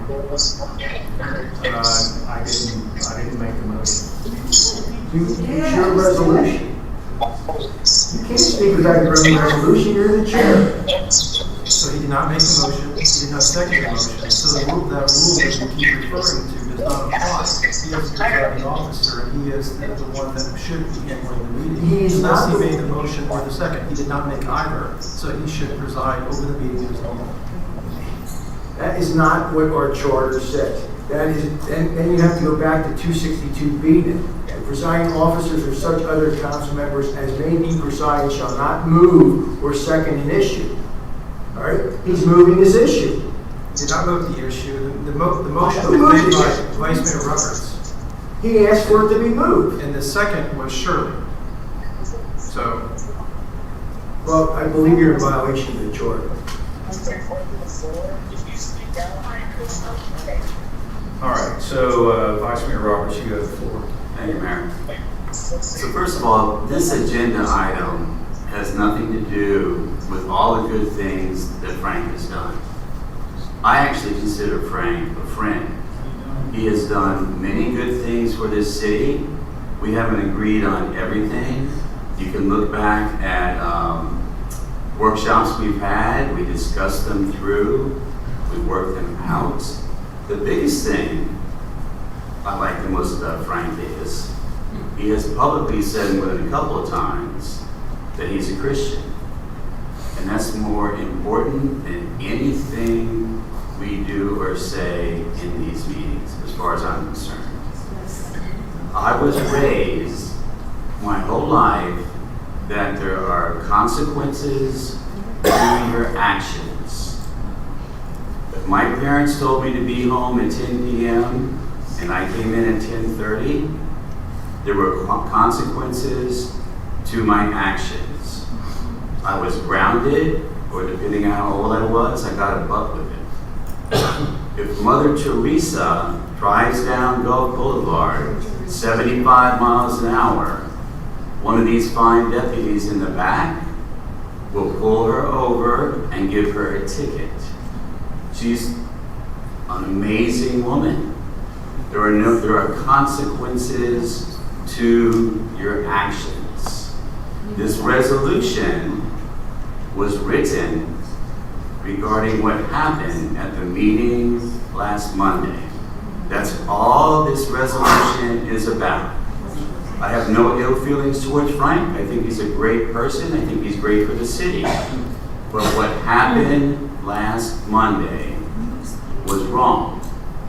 No. And that's why the resolution was presented to this council, and that's why I'm supporting the censure. Thank you, Mr. Roberts. Do we have others that would like to speak on this topic? Yeah, maybe. You have the floor, Mr. Baker.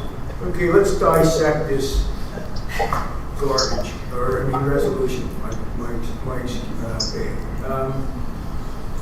Let's go to this. Whereas Section 262C of the Bel Air Beach Code of Ordinances require all members of council and public to adhere to strict rules of debate to ensure the efficiency and safety of the public meeting. That is not what 2-62 says. This is the problem with this man. He likes to alter things in the like this resolution, which isn't in the ordinance. I can read you the whole 262C. And I will. Every council member desiring to speak shall address the chair and, upon recognition by the presiding officer, shall confine all comments to the questions under debate and shall avoid all personalities and ambiguous language. Once recognized, a council member shall not be interrupted when speaking unless to call such council member to order. While speaking, if a council member is called to order, such council member shall cease speaking until the question of order has been determined. The presiding officer shall avoid and prohibit debates between the chair and individual council members, or among individual council members and between members of the general public and council members.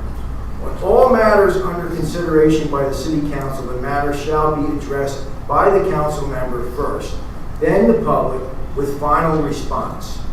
Thereafter, by the council member desiring to address any new issues raised at the conclusion of the debate on the matter, the council shall vote on the matter on the case of the work session, deciding if the matter is to go forward to a regular council meeting. Now, I wonder if anyone here, then the public with the final response. I'm getting passionate again, so I don't want anyone to think I'm going nuts and inciting anything. All right? But that's what 262 says. The public. The public was denied. Actually, some of the public was invited, but never got to speak. And I know that firsthand. Now, let's go back to the resolution, okay? Whereas the actions of council member, whereas the council member Frank Backer willfully ignored multiple warnings from the presiding officers and a point of order from a council member and refused to yield this floor, thereby obstructing the council's ability to conduct official city business in the prompt and orderly manner required by law. Let's play the tape.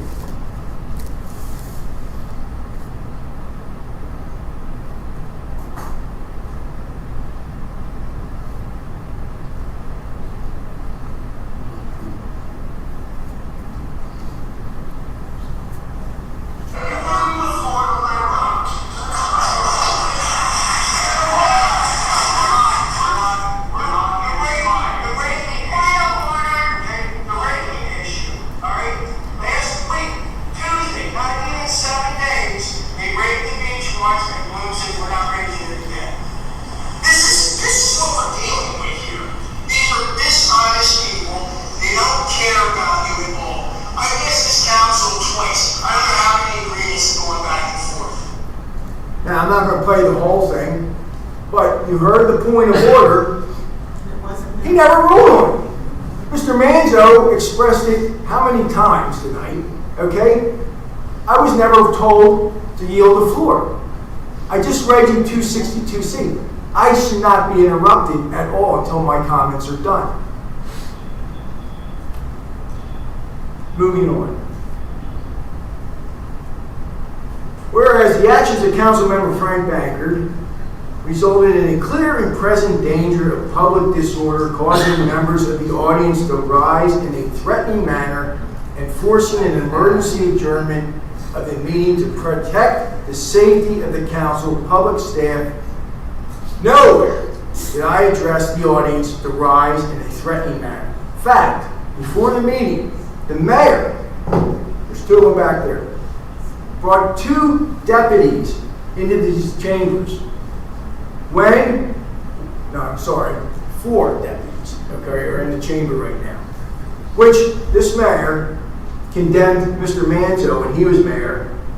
We should never need the police at a city meeting, all right? But he had 2 and never asked one of them to respond or even approach the podium. All right? Never had one person corrected by any of the police. But he's saying that I cited this. Now, who really caused the problem here or made a catalyst of a flame here? Let me play the tape.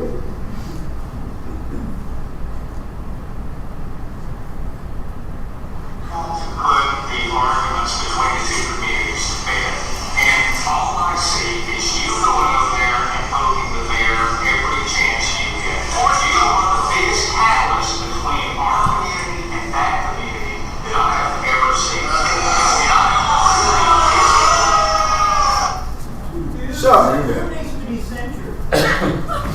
So basically here, I was addressing the council and the interlocal when I was talking to the audience, which never in 6 years I've been here that we've ever had a work session up here. We've always had like a kitchen table discussion.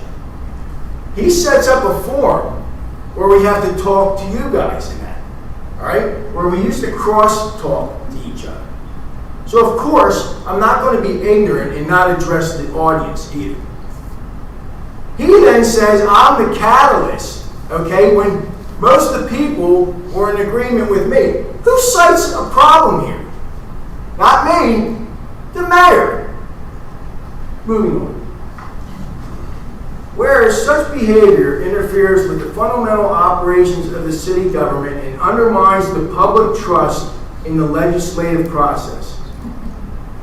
He doesn't cite anything I violated in the public trust. I went over the public trust.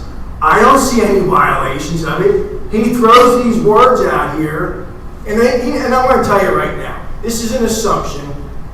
He didn't write this, all right? Because Mr. Trask wrote it, all right? Mr. Trask got pissed off. Now, some show me on that, okay? He got mad because I called him out and exposed that he's double dealing, all right? He's negotiating with Bel Air Shores. He's negotiating with Bel Air Beach. He can't make a decision who he's going to represent, but it's like the quarterback telling the defense what's going to happen. Right?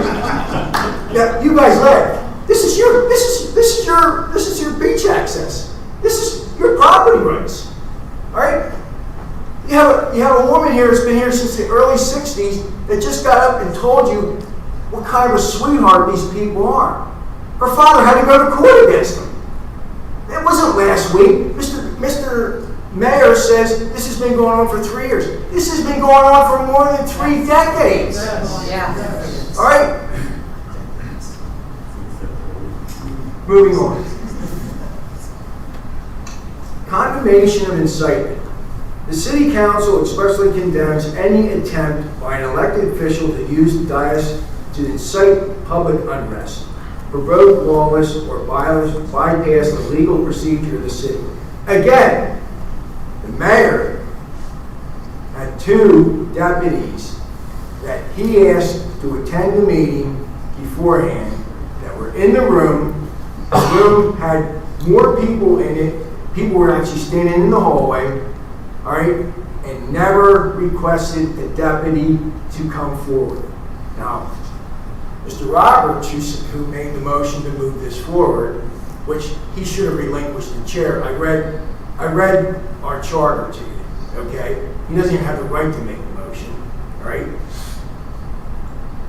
Mr. Roberts says I should be scolded because I'm a Christian. Yes, I am. All right? I pray every day. My best friend is Jesus. I love his Father. All right? But I'm not going to roll over for anybody in this city that I took an oath. See, I took an oath to represent you guys. I took an oath to represent and protect the United States Constitution. I took an oath to protect and defend the Florida State Constitution. All right? What you saw last Monday night was nobody standing up for anybody in this room. And that is what is sickening, and I said that on the floor. Does that incite people? Maybe it should incite people, all right? Because if you were willing to give it away, you don't want me as your representative. You really don't. Because I am going to fight my ass off for you. Censor me on that. So let's be blunt. I did not violate anything so noted in the resolution. This resolution is nothing more than, oops, I want to go back in time and retro my duties, which I didn't perform, and let the meeting get out of control. He's the chair, and a poor chair at that. That is surely not what you guys voted for. Do I have a chance of winning this censorship? No! Okay? And I don't really care. All right? All he's doing is trying to chill my speech. Not going to happen. Only God will chill my speech when he takes me off this planet. So, this is more like, oh my God, people are yelling Frank Bankert for mayor. I got to do something here so I can put in one of my leaflets that my rich wife can send money to me from her business. Right? And just close it up like we took money from Bel-Air Shores last time for the election. Right? Censor me on that. And all the other people that paid money that don't even live here into his campaign, which is out of context of every past election. I yield. Thank you, Mr. Baker.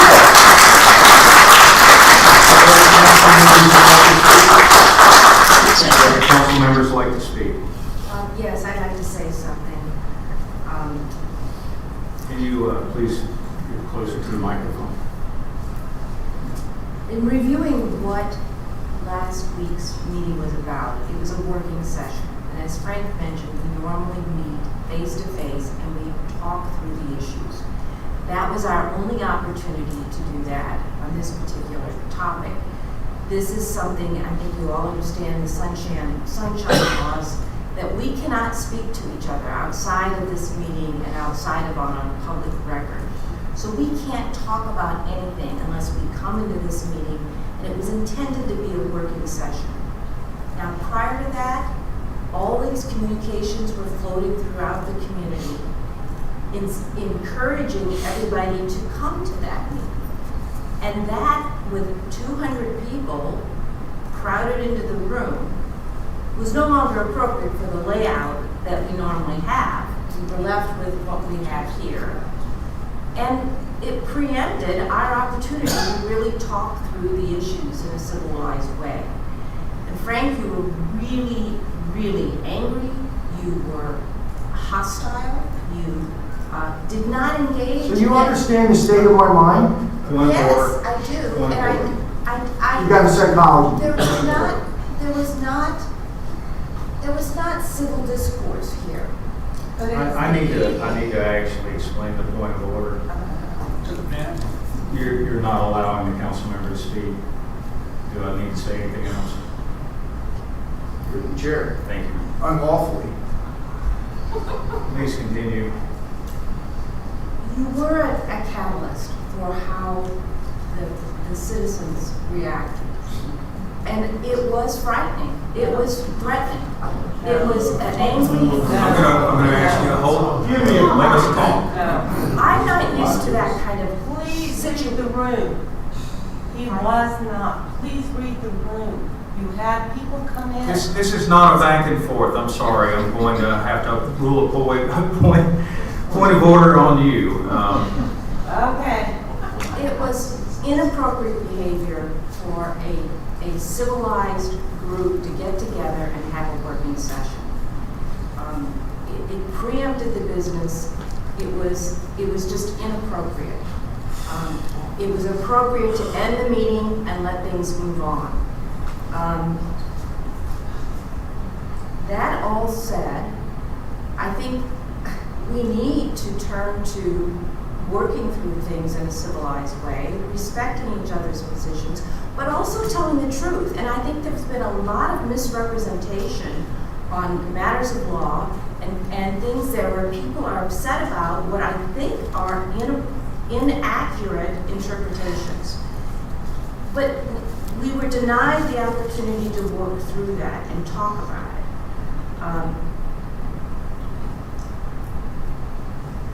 Frank, you've on several occasions, I think, thinking that you are representing people's interests, get disruptive and get in the way of having some civilized exchange. With all of that,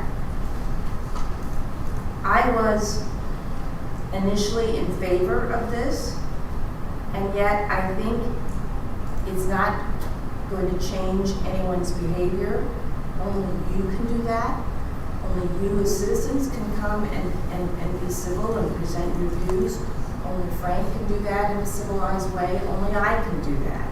So we're accountable for our own actions, and I think we need to come into this place of our government with some respect and some feeling that we need to do this in a proper manner.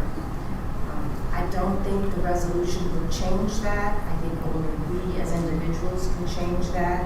I don't want this to be used as an embarrassment for the city, and I want to protect our reputation as civilized people.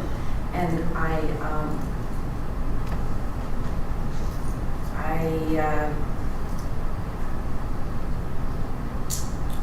I just want to encourage all of us to work through our issues together, and not in the way that this has been done and has been building up to. So I will vote no, reluctantly, but because I think, again, I don't want it to be an embarrassment, and I hope everybody takes this as an impetus to watch for their own behavior and try to work towards solutions.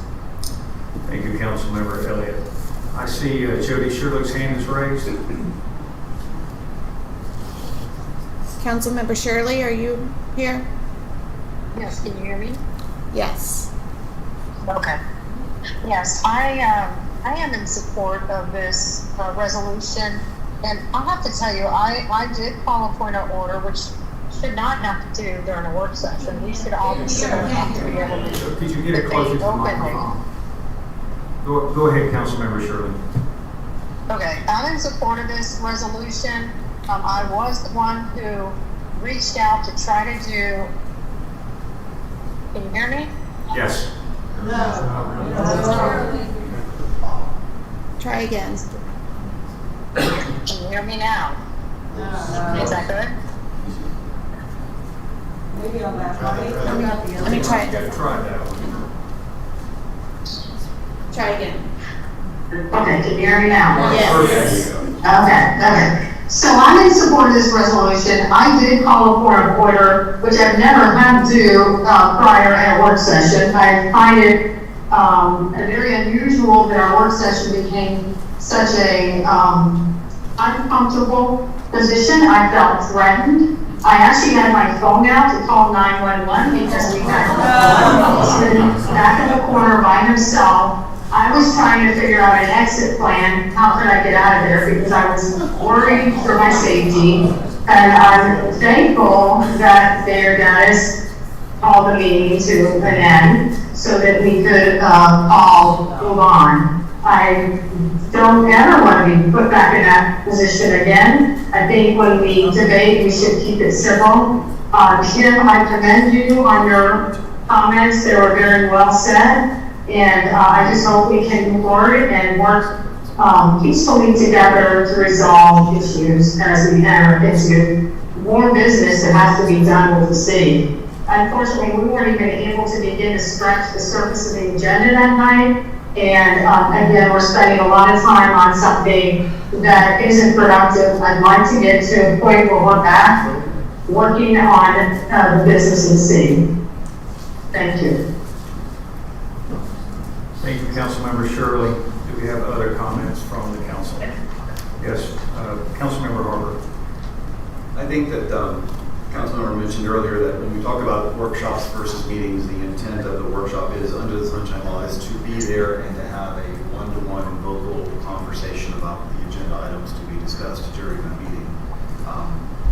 This facility or this agenda item on the interlocal agreement was simply an element in a workshop, and it was really the first opportunity we've really had to go through in any detail on the red lines that had been presented. So I feel that going into this meeting, I was prepared to talk about this interlocal agreement, but I feel that what transpired prior to the meeting and the emails stuffed or the letters stuffed on the mailboxes, I feel that the meeting was tainted before we began. I feel that the audience was inflamed before we began. I totally understood moving to the days as far as the audience side. I totally understand the idea of having security on alert as far as having a large audience, especially when it was inflamed before we even walked into the room. I would applaud Frank as far as his intent, his dedication, his passion for the community. I think those are all well-founded. However, I think how it was placed at the meeting and the workshop presented chaos. I think it presented an accelerant for the passion for the audience that was there. And I think it was incendiary. I want to move this forward. I am really encouraged by the citizens' comments today as it relates to moving together, working forward, and trying to find solutions as it relates to Bel Air Shore and Bel Air Beach. But as it relates to this particular resolution, I think that the resolution is intact and should be approved. Thank you. Do we have other comments from the council? All right. Well, I have one comment, okay? If anyone wants to stay for my city council comments, I'm going to read the charter question change in 2024, okay? Saying that beginning in 2024, council members will serve a 4-year term. He wasn't elected in 2024. His term was up last year. His term was up last year. Mr. Harper was appointed, his term was up last year. And Ms. Shirley, who seconded the motion, her term was up last year. The only two legitimate people are myself and Ms. Ellie. So we want to make sure we do everything like Dad said, get home by 10 o'clock or get scolded. So I'm going to pursue whether we have a legal counsel or not, because we want to follow the rule of law. Now, as the Supreme Court said, the tariffs were illegal, refund the money. If we didn't have if the court now says that we don't have a budget, refund the taxes. All right, any other comments? All right. Let's just take it to a vote.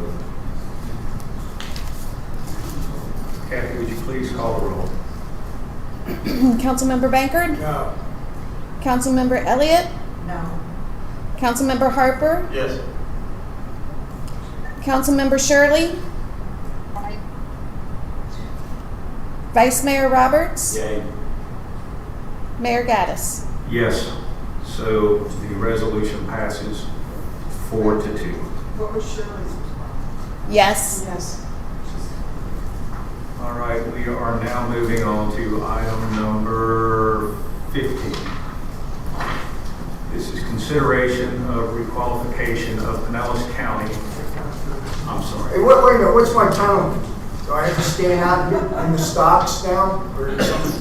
Because there's nothing in the Point of charter order. about censure. Do I need to explain why? Yeah, go ahead. Yeah, because you are speaking out of order. Okay, thank you.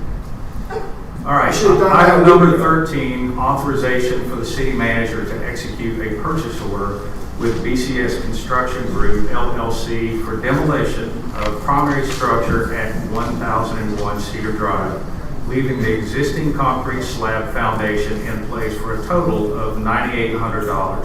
Mr. Reefer, you have the floor. Thank you, Mayor.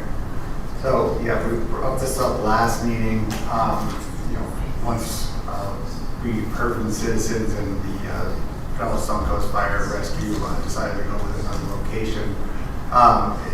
Reviewing the property, the structure is a very old building.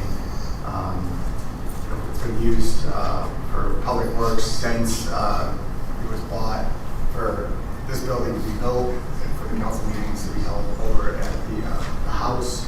And then following that, I did not find the exact minutes, but from what I understand, from what I hear, is that because of the market, there was some intention to look at selling the property and then retaining the property to use it for public works storage equipment.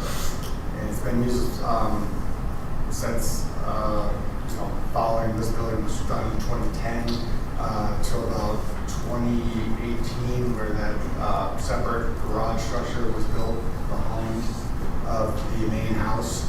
And during Hurricane Helene, it was damaged like most of the structures were that were lower lying.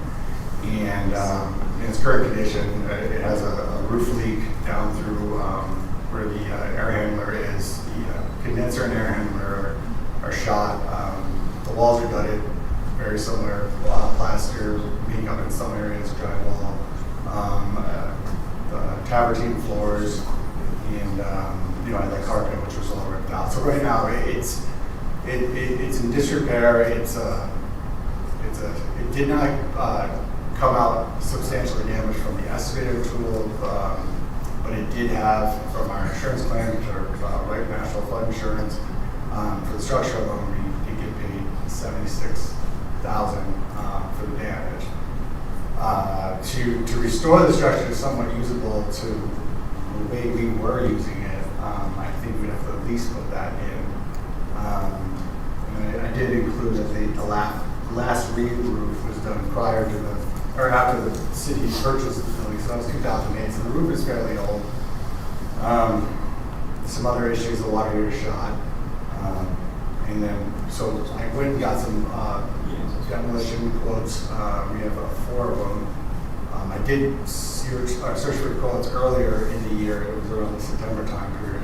I did not see the prices climb up too much from fuel costs, only from one of the contractors at this point. But I do think it is a good time to take advantage of these dispricing because to get a price at $9,800, they give us a slight discount for requesting the foundation to stay in place. As of right now, we think that is the best bet because it will still give us a paved parking area, and from where the drive is, from Cedar Drive, we'll be able to have a drive into the lot. I did include a illustration. I'm not signed on, but it is part of the packet. But just to show the property, what we want to do is if you look at on Cedar Drive where the parking lot faces that side, there's a vinyl fence, and the idea would be to continue the vinyl fence to keep it screened from the residents on that street, so we can continue to utilize the garage area and the space in general for storage of materials and our equipment. But I think currently, with this structure sitting in a state of disrepair, it is something that we've enforced code on other structures in the community. We dragged this out to examine what possibilities we could do to the structure, but I think it is time. And looking at the pricing, that I think our best bet to utilize the lot would be to demo that structure so that it's no longer a hazard, fence it off, and then maybe utilize the lot until we make further plans.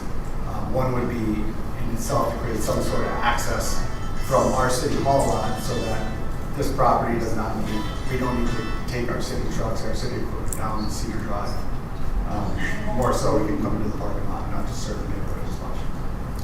All right, thank you, Mr. Reefer. Before we move to the council, would any citizen like to speak on this agenda item? Yes.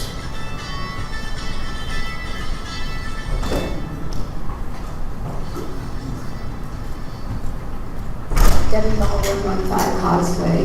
Mr. Riefler, I just have a couple of questions. So you're going to demolish just the house portion and not the garage behind it, is that correct? I'm proposing to demolish the house only down to the slab. Okay, and then the storage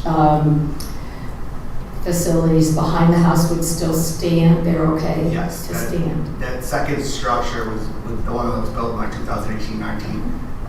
Is still very functioning. We would have to move the electric from the house itself to that building. And then what is the future plan for that property? Are we going to keep it? Are we going to rebuild on it? Are we going to sell it? My recommendation right now would to just keep it right now, and then further analyze what we want to do with it. Take time to plan it. Right now, with the state of the structure, I just think that it needs to be demoed because I can't see any useful purpose into restoring what it is. Yeah, I would agree with that. Yeah, I just wondered if there were you guys had any discussions about what you're going to do with that property moving forward. Not to this point. Just going to park cars on it in the back. We'll be keeping like low-level storage materials and other things we're going to keep back there. But the idea would be to not create an eyesore to Okay, thank you. Would other citizens like to speak? All right, citizen comments are now closed. Council, I need a motion to authorize the city manager to execute a purchase order for $9,800. So moved. And give that one to Councilmember Harper and Councilmember Elliott. Mr. Harper, you have the floor. I think what we're looking at here is a common sense approach to the use of the property. I think that the idea of selling the property, especially when it's adjacency to City Hall or the community center, only makes sense for us to keep it. I think the idea of repurposing the slab from a storage and or raw materials perspective makes sense. And I think changing the access points out of the driveway and fencing off the cedar, again, makes sense. So I think it's a worthwhile project to proceed with, especially when the funds are already in the bank from the building. Would other council members like to speak on this topic? Yes, Councilmember Baker. My question is, we demo the house, and I brought this up at the work session. We will not be able to go in there unless we go to FEMA standards of flood, right? If we build a garage, like a more storage that's not a livable space, we should be able to do exactly what we did do. Do we have concrete information on that? Because I brought this up that I'm going to use my golf course. We demoed the building, we kept the slab, we wanted to put another building on top of that, and FEMA shot it down, the county shot it down, because we're in a flood zone. It says it has to be elevated. That's my only concern on this whole thing. And I learned this in another state too, in a flood zone. We knocked the whole building down, did a voluntary job to build another building on top of it, and FEMA came in, and this was years ago, and shut us down. That's my only concern on this. Again, like I haven't explored building again, but we have built, and I mean, I will verify again. It's its own institutional. It gives us a little more flexibility what we can do with the property, and it's essentially what we built. We raised the outlets on that structure, but it's built so that it can get flooded to a point. Obviously, got to move the equipment. No, I understand. I'm just saying we're going to put in another like air shed, tubular shed, or whatever like that. Are we going to be able to do that? And sometimes knocking 3 walls down, leaving 1 wall up is the best. I mean, most engineers will tell you, yeah, well, build around the other 3 walls, and then knock the other walls down later. But the 2 things that I think would get in the way would either be floodplain manager, which we're our own floodplain administrator, but I can check with the state floodplain office, and then on top of that would be the affordability. So I checked with the county, and there's no objection. Like I said, with the detached, I think it'll be fine. Other comments? Yes.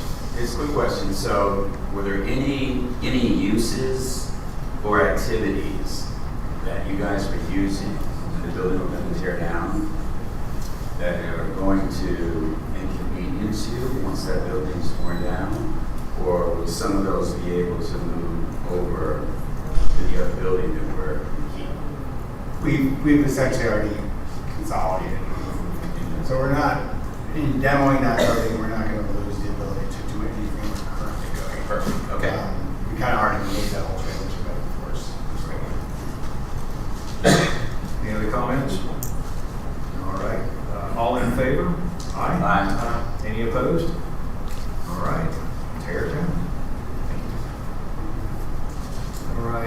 we are on to item number 14, which is authorization for the city manager to execute the First Amendment to the interlocal agreement between Pinellas County and NPDES MS4 co-permittees for the Florida Department of Environmental Protection annual regulatory and surveillance fee.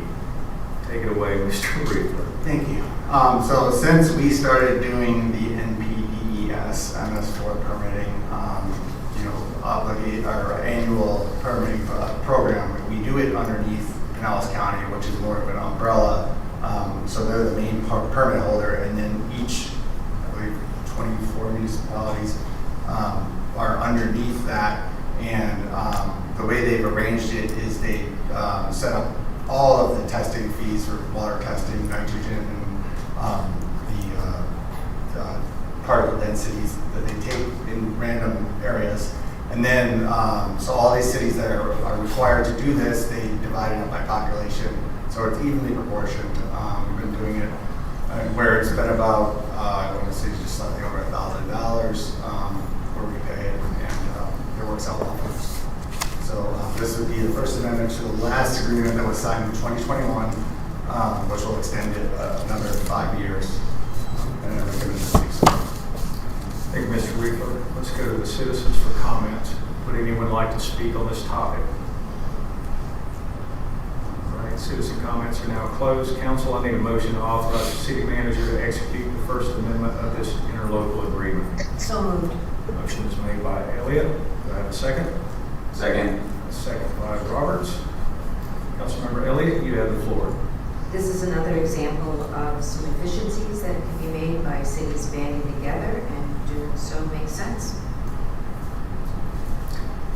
Thank you. Any other comments from the council? All right. In that case, all in favor? Aye. Aye. Any opposed? Aye. All right. I think I heard Councilmember Shirley say aye also. All right, Mr. Riefler, you are authorized to proceed. All right, now we're on to item number 15. This is for consideration of requalification of Pinellas County as an urban county for community development block grant funds. This is for fiscal years 2027 through 2029. City Manager Riefler, you have the floor. Okay, so this is where they extend, I believe it's every 3 years. When we prior got this, it was, I think, 2022. And you get two options. You can enter into the interlocal cooperative agreement automatically with the county, and our individual residents who do qualify, the criteria for these grants can apply directly to the county. But we also have the option 2, which allows us to also apply ourselves as a city through the Small Cities program. It doesn't preclude our residents from using the county's application system, but when I did look at the what is involved to qualify for this Small Cities Community Development Block Grant, and the at least 51% of beneficiaries must be low to moderate income per the county statistics, which is going to be a total household income is at or below 80% of what that area's median income is. Looking at the numbers for a single family household, which a one person household would be $58,000 average income would be 80%. And then if you get up to like a 4-person household, you're looking at the whole household to meet that 80% is only $83,000. So when I look at these numbers and I consider projects that we could possibly apply to, it just doesn't seem like it's with a community block grant that we can meet that criteria with. So my recommendation would be to continue with the county's program to take our portion of those funds and make them available through their application process. Thank you, Mr. Riefler. Let's go to the citizens for comments on this topic. Anyone like to speak on item number 15? All right, citizen comments are now closed. Council, I need a motion to authorize me to execute the requalifying letter, selecting option 1 to remain in the program. My name is on it because they're asking me to approve it. Do I have a motion? Motion is made by Councilmember Harper. Do I have a second? Second. Second by Councilmember Elliott. Mr. Harper, you have the floor. I think the concept and the agreement make sense as far as combining the resources and taking advantage of the waivers and the presentation of the grants that are presented. I think Mr. Harper, would other council members like to speak on this topic? No? All right, in that case, all in favor? Aye. Any opposed? Aye. All right. So that passes, and we'll get that signed and sent off to the county. Now we're up to item number 16. This is consideration of a merit pay increase for the city clerk based on annual evaluation criteria. I'm going to give this one to Mr. Reefer to explain it to us. Okay, so Ms. Solon Thornsberry, she's come up on a year since she started as city clerk for the city, and she sent out our annual performance reviews to each member of council, and all of those reviews have been returned and are included in the packet. And just as an update to her progress in completing her continuing education, she's inside of that single year reached 53 of the 60 required continuing education points to get her certified city clerk designation, which is a national designation. And she is obviously going to be reaching that goal very soon. The other side of it is the experience points, and that's a little bit more difficult. We believe that she will be able to meet that as soon as 2027, and as soon as she can, she will be applying for her certification. Great. All right, would any citizens like to speak on this topic, number 16? All right, citizen comments are now closed. Council, I need a motion to give a merit increase to City Clerk Thornsberry of 5%, which is the way that the score, she scored the highest on our evaluation. Motion to amend, All right. 7%. All right, there's a motion on the table right now to amend from 5% to 7%. Do I have a second? All right, that motion dies. Now we're back to the original motion. Do I have a motion to move forward with a 5%? So moved. Motion is made by Vice Mayor Roberts and seconded by Mr. Harper. Vice Mayor Roberts, you have the floor. Thank you, Mr. Mayor. Kathy has just done a phenomenal job. I've yet to come to her to ask for help on anything, whether or not it's really in her position or job description. She always says yes and figures out a way to work it in. So in my opinion, she exceeds any and all of any requests that we've ever had for her, and she certainly deserves at least a 5% increase.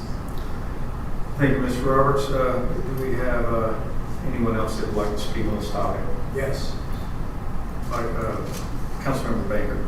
I agree with Mr. Roberts' comments, although we hired her at a cheap rate, okay? And she deserves a lot more than 5%, which we've been giving regular employees. Now, once she gets schooled and learns how to do her job, we'll probably lose her because we're too cheap to keep anybody with qualifications. But then, our stupidity has proven my point in the past. So I believe she should get a minimum of 7%. All right, thank you very much, Councilmember Banker. Other comments? All right, well, why don't we just do a roll call vote? Okay. Councilmember Banker? 7%. Councilmember Elliott? Yes.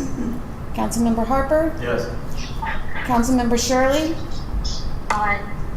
Vice Mayor Roberts? Yes. Mayor Gaddis? Aye. So, congratulations. Thank you. It's unanimous. Can I just ask one thing? Since I use stupid, will I be censured next month? All right. Now we are moving on to council comments. Since you're already speaking, Councilmember Baker, you have the floor. Yes, thank you, Mr. Mayor. Tonight I learned that our council wants to hold everything to the letter of the law. That said, let me find ballot question number 3 that you guys voted on in 2024. Shall the city amend the charter to provide that each individual term of office for city council members, including the mayor, shall be for 4 years as opposed to the existing 3-year terms, beginning with the official elected in 2024, and amend the regular elections cycle to accommodate the longer election terms? Okay?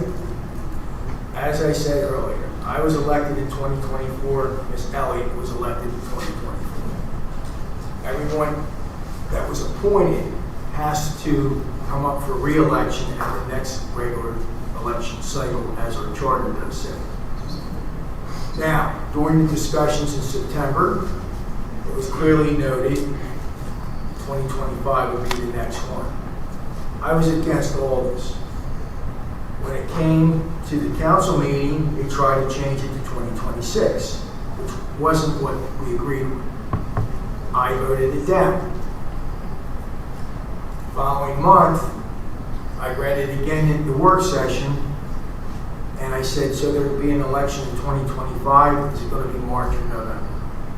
Oh, we're going to wait till 2026. I said, let me read it. Our attorney said, well, that's not what I meant. But that's what the voter voted on. That's what the minutes will show in the work sessions. So, we're going to do everything legit and everything like that. I believe we have 4 illegal council members.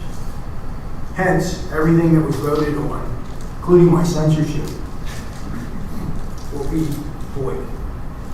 Have a nice day. All right, next up is Councilmember Elliott.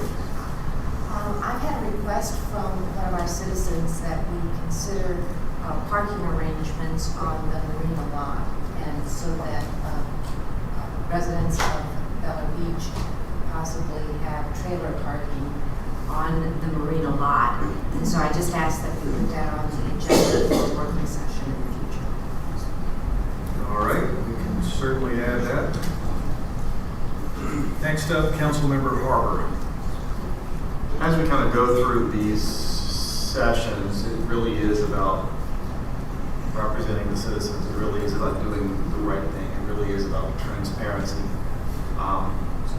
And all I'm really looking for is to do the right thing for the right people, for the right reasons. There's no other reason than to do what's right for us. We are all here on this council as volunteers. We are all here to represent the people, do what we can. And I think that there is an opportunity to make some great progress here, and I'm really encouraged by a lot of the comments that took place from the citizens tonight. I think that we can make some progress, but I think the first thing that has to happen is I think the emotion has to be dialed down a little bit, and I think the logic and the reasoning need to be dialed up before decisions are made. I think we need to have some open conversations, but I think that we need to have conversations that are informed and educated before decisions and motions are brought into motion. So, Thank you, Mr. Harbour. Thank you. All right, up next is Councilmember Shirley. Councilmember Shirley. Okay, thank you, Kathy. I'd like to start by reminding everyone in the city that we have an open council seat. If anyone would like to volunteer to fill that seat, you welcome an application. 2, we have some elections coming up. If you want to qualify for elections, we've got a lot of people in the audience. I think you should consider that. If some of these topics are important to you, it's great to get involved. And, and then finally, I just would like to say, kind of reiterating what Mr. Harper said, is that we on council are all residents. We all have the same interests as everyone in the audience. We're all residents. We all have the same problems that everyone in the city has. We are doing what's best for everyone. We need to hear from you to know what your opinion is, and I appreciate emails and phone calls I've gotten. Thank you for sharing your opinion, and I take all of it to heart, and am always available to meet with anyone that would like to talk. Just thank you all for attending the meetings and your participation. Thank you, Councilmember Shirley. Vice Mayor Roberts, you're up. Thank you, Mr. Mayor. Ditto what Councilman Shirley just said. I'm also very pleased with Mr. Manzo's time at the podium and the information that he shared with everybody, because we're certainly a lot stronger the more people that are working together on whatever issues we have. So thank you for that. Thank you, Vice Mayor Roberts. All right, as Joseph Manzo mentioned, on Friday, I'll have a closed-door work session with 4 individuals who are passionate about preserving your access to the beach, as well as helping me to plan a course of action to defend the ECL. If anyone on that panel is here tonight and would like to be identified, please raise your hands. Oh, there's one right there. And then there's another one there, and there's another one. As you can see, we're thinking of you. We're actually giving you the voice that you want, and this is how we're doing it. Eventually, everything that we discuss will be agreed upon, and then I'll have no choice but to bring it back to the council and then say, this is what you wanted, all right? And so what I'm asking is, please give us this opportunity to work together and to get through this. There are very important items out there that definitely need to be addressed. The ECL is I see it as our biggest threat right now of losing that. I don't want that to happen. I'm going to do everything that I can to fight with you, but I need your help also to help me to go the right direction and bring this back to the council. That being said, I want to thank each of you for agreeing to work with me, and even more so, I appreciate everyone being here tonight and allowing us to have a civil conversation. It's good to listen to you, and it's also good to be heard. And that's the way that conversations are supposed to be. With that being said, do I have a motion to adjourn? Motion is made by Frank Baker. Do I have a second? That was seconded by Councilmember Elliott. All in favor? Aye. Any opposed? All right, we are adjourned. Thank you.